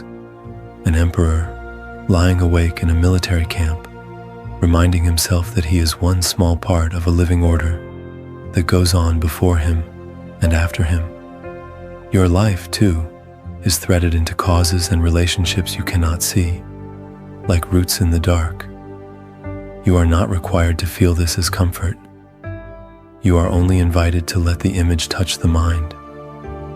Before we begin the next reflection, see if you can surrender just a little more of your weight. Let the bed take it. Let the earth take it. Let the night take it. You do not have to carry your way into belonging. You already belong. And from this place of being carried, Marcus will ask a surprising question about what kind of care can slowly return. From this place of being carried, Marcus's question is gentle. What if the fact that you do not care right now is not a final verdict, but a season of the soul passing through? For many people, this is hard to believe. When the mind has gone quiet in that heavy way, when even the things you used to love feel far away, it can seem permanent. You look at your work and feel nothing. You look at people you care about and feel almost nothing. You look at your own future and the screen stays blank. Why would you trust that anything different could return? Marcus knew this flavor of emptiness. He wrote to himself on military campaigns, in the middle of plagues and bad news, that even the brightest joys fade, and so do the darkest moods. He watched nature closely. Seasons, tides, growth and rest, day, night, and the long dusk in between. He does not call winter a failure of the trees. He does not call the low tide the death of the sea. There is only description, a cycle, a rhythm. Tonight we are going to borrow that way of seeing for your inner life. Wherever you are allowed to be in a kind of winter, a low tide, a field after harvest that looks bare and useless. Marcus would say, Do not insult the field. Underground, something is happening that you cannot yet see. The fact that you cannot feel it does not mean it is not there. Most of us were taught that caring must be proven with constant emotion and enthusiasm. If we do not feel that spark, we think we are broken, or lazy, or lost. Marcus's teaching is quieter. He reminds himself that nature takes time, that fruit does not appear the day after planting, that even the sun waits behind clouds. Your mind, your heart, your capacity to care are also part of nature. So your task tonight is not to force yourself to care. You do not have to dig up the field to check on the roots. You do not have to stand on the shore and shout at the tide to come back. Your only task is to make a little space for the possibility that caring could return on its own schedule. Just the smallest opening, a tiny, almost invisible maybe. As you breathe, you might let that maybe sit somewhere in the background of your awareness, like a faint star you are not straining to see. You do not have to believe in it strongly. You do not have to repeat it. You only let it exist. For tonight, it is enough to breathe, to rest, and to let that possibility drift quietly at the edge of your wandering mind. The next verses from Marcus will not ask you to feel more. They will simply show you how to live gently inside this season until the tide begins to move again. So now, as you lie here and let yourself settle in, we can begin to gather the threads of what tonight has really been about. Not a command to care more, not a demand to fix yourself, a gentler shift in how you see this season you are in. Most of us were taught to hear, "I've stopped caring," as a confession of failure, as if something essential in you had broken. But as we have listened to Marcus, a different picture has appeared. The flatness, the numbness, the restless wish to turn away begins to look less like weakness and more like a tired part of you trying to protect itself. Not forever, not as a verdict, as a wise, temporary response to too much. He does not call this a sin. He does not call it a permanent condition. There is only description, a human mind, worn down by effort and disappointment, doing what minds do when they need to survive. When you see it this way, can you feel how the edge softens, even a little? Tonight we are going to remember the 3 simple disciplines Marcus kept returning to, in language that can sit beside you in the dark. Perception, how you look at what is happening. Action, the tiny good you choose, even when you feel empty. Will, the quiet way you meet what you cannot change. You have practiced perception each time you watched a thought from a small distance, instead of climbing inside it.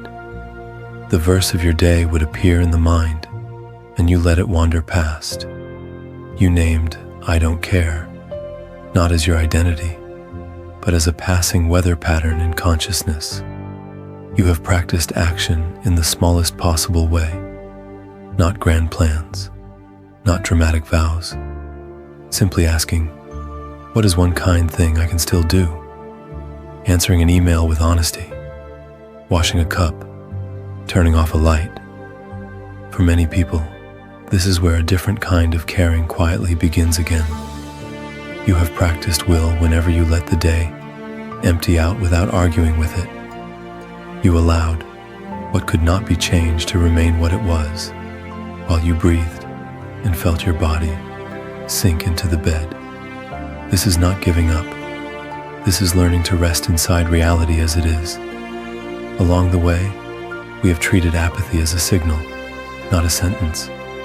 A signal that you are tired, that meaning has grown thin, that the old ways of pushing are no longer working.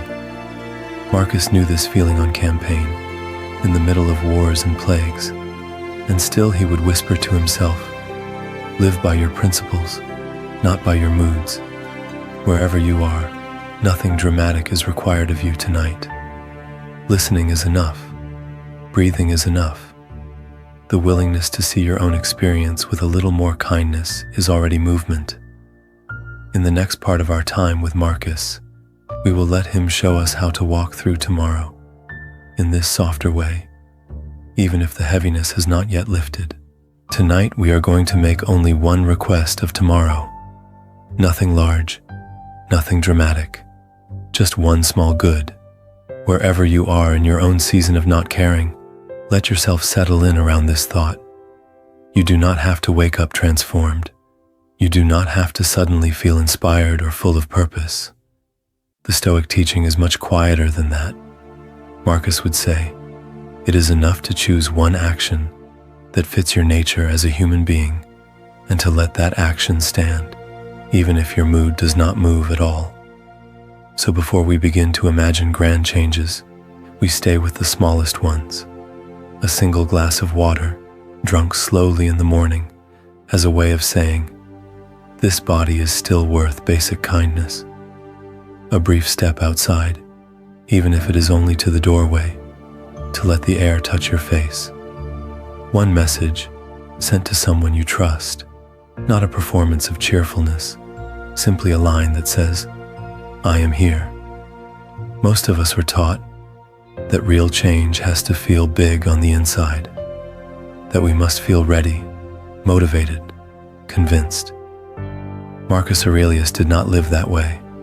On many mornings he wrote that he did not want to rise, that the bed was warm and the work was heavy. He does not call this reluctance a disaster. There is only description and then a gentle reminder of duty. A human being, he tells himself, is made to do certain things, whether or not the mind feels restless or numb. Your one small good tomorrow is like that. It is a quiet promise to yourself, not a contract with the world. No one else ever has to know about it. You might decide, tomorrow I will stand at the window for 30 seconds and simply breathe and listen. You might decide, tomorrow I will write one sentence in a notebook about what this day felt like. Not a whole page, just one honest line. In Stoic language, this is living by principle rather than by mood. The principle can be as modest as, I keep one gentle appointment with myself each day. If tomorrow comes and you cannot keep it, what then? The practice is still the same. You notice, you feel the heaviness, the forgetting, the resistance. You meet it without attack, and then you begin again with an even smaller good, half a glass of water, one breath with awareness, a hand placed on your own heart for a moment before sleep. What happens if you keep such tiny promises, not for one day, but for many? In the next part of our time with Marcus, we will follow that question further than he ever expected his private notes to go. What happens if you keep such tiny promises, not for one night, but for many? The question does not need to be solved now. Tonight we are going to let it rest beside you, like a small stone on the bedside table, while we turn towards something even softer. Wherever you are, let yourself settle in a little more. If you are lying down, feel the shape of your body being held by the bed or the couch. If you are sitting, feel the weight of your legs, the quiet pull of gravity. You are not separate from this. You are part of the same nature that turns the planets and opens a flower in the dark. Marcus would have called this simple fact to mind. You are a fragment of the whole, a citizen of this larger city. Your worth is not measured by how much you cared today. It is not measured by your productivity, your focus, or your mood. The sky does not ask the tree to explain its feelings before it gives rain. Before we begin the last few breaths together, notice the body as it is, the mind as it is, restless or dull, heavy or light. There is only description. No verdict is needed. Let your attention move gently from the forehead to the eyes to the jaw. If you find tension, you do not have to force it to leave. You can simply say, "I see you," and let the next exhale be a small opening. Breathe in through the nose, if that is comfortable. Breathe out with a long, slow release. Thoughts will wander. They always do. Most of us were taught that a wandering mind is a failure. Marcus would disagree. Let each thought pass like a cloud over a night field. You see it. You do not chase it. You do not fight it. You let it move on by itself. If you still feel numb or empty, or as if you do not care at all, you have not done this wrong. You have not failed this practice.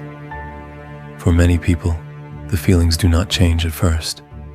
The work tonight was simpler and quieter, to sit beside your own experience with a little more kindness, to refuse, just for this hour, to call yourself broken. He did not call his own tiredness a disgrace. He did not call his own discouragement a sin. He wrote to himself as a companion on the road, "You are allowed to do the same. So let this night hold what you cannot yet hold alone. Let the darkness be a cloak around your shoulders. Let the breath move in and out, like a small tide on a sheltered shore. You do not have to fix tomorrow from this pillow. Instead, receive a simple blessing. May the days ahead give you even one moment when care returns, quietly, like a bird to a familiar branch. And if it does not, if you find again that you have stopped caring, you can come back here, to this way of seeing, to this space where nothing in you is an enemy. Listen again to Marcus's gentle firmness. Listen again to your own breathing. Let the night keep watch with you until sleep comes or until the light returns.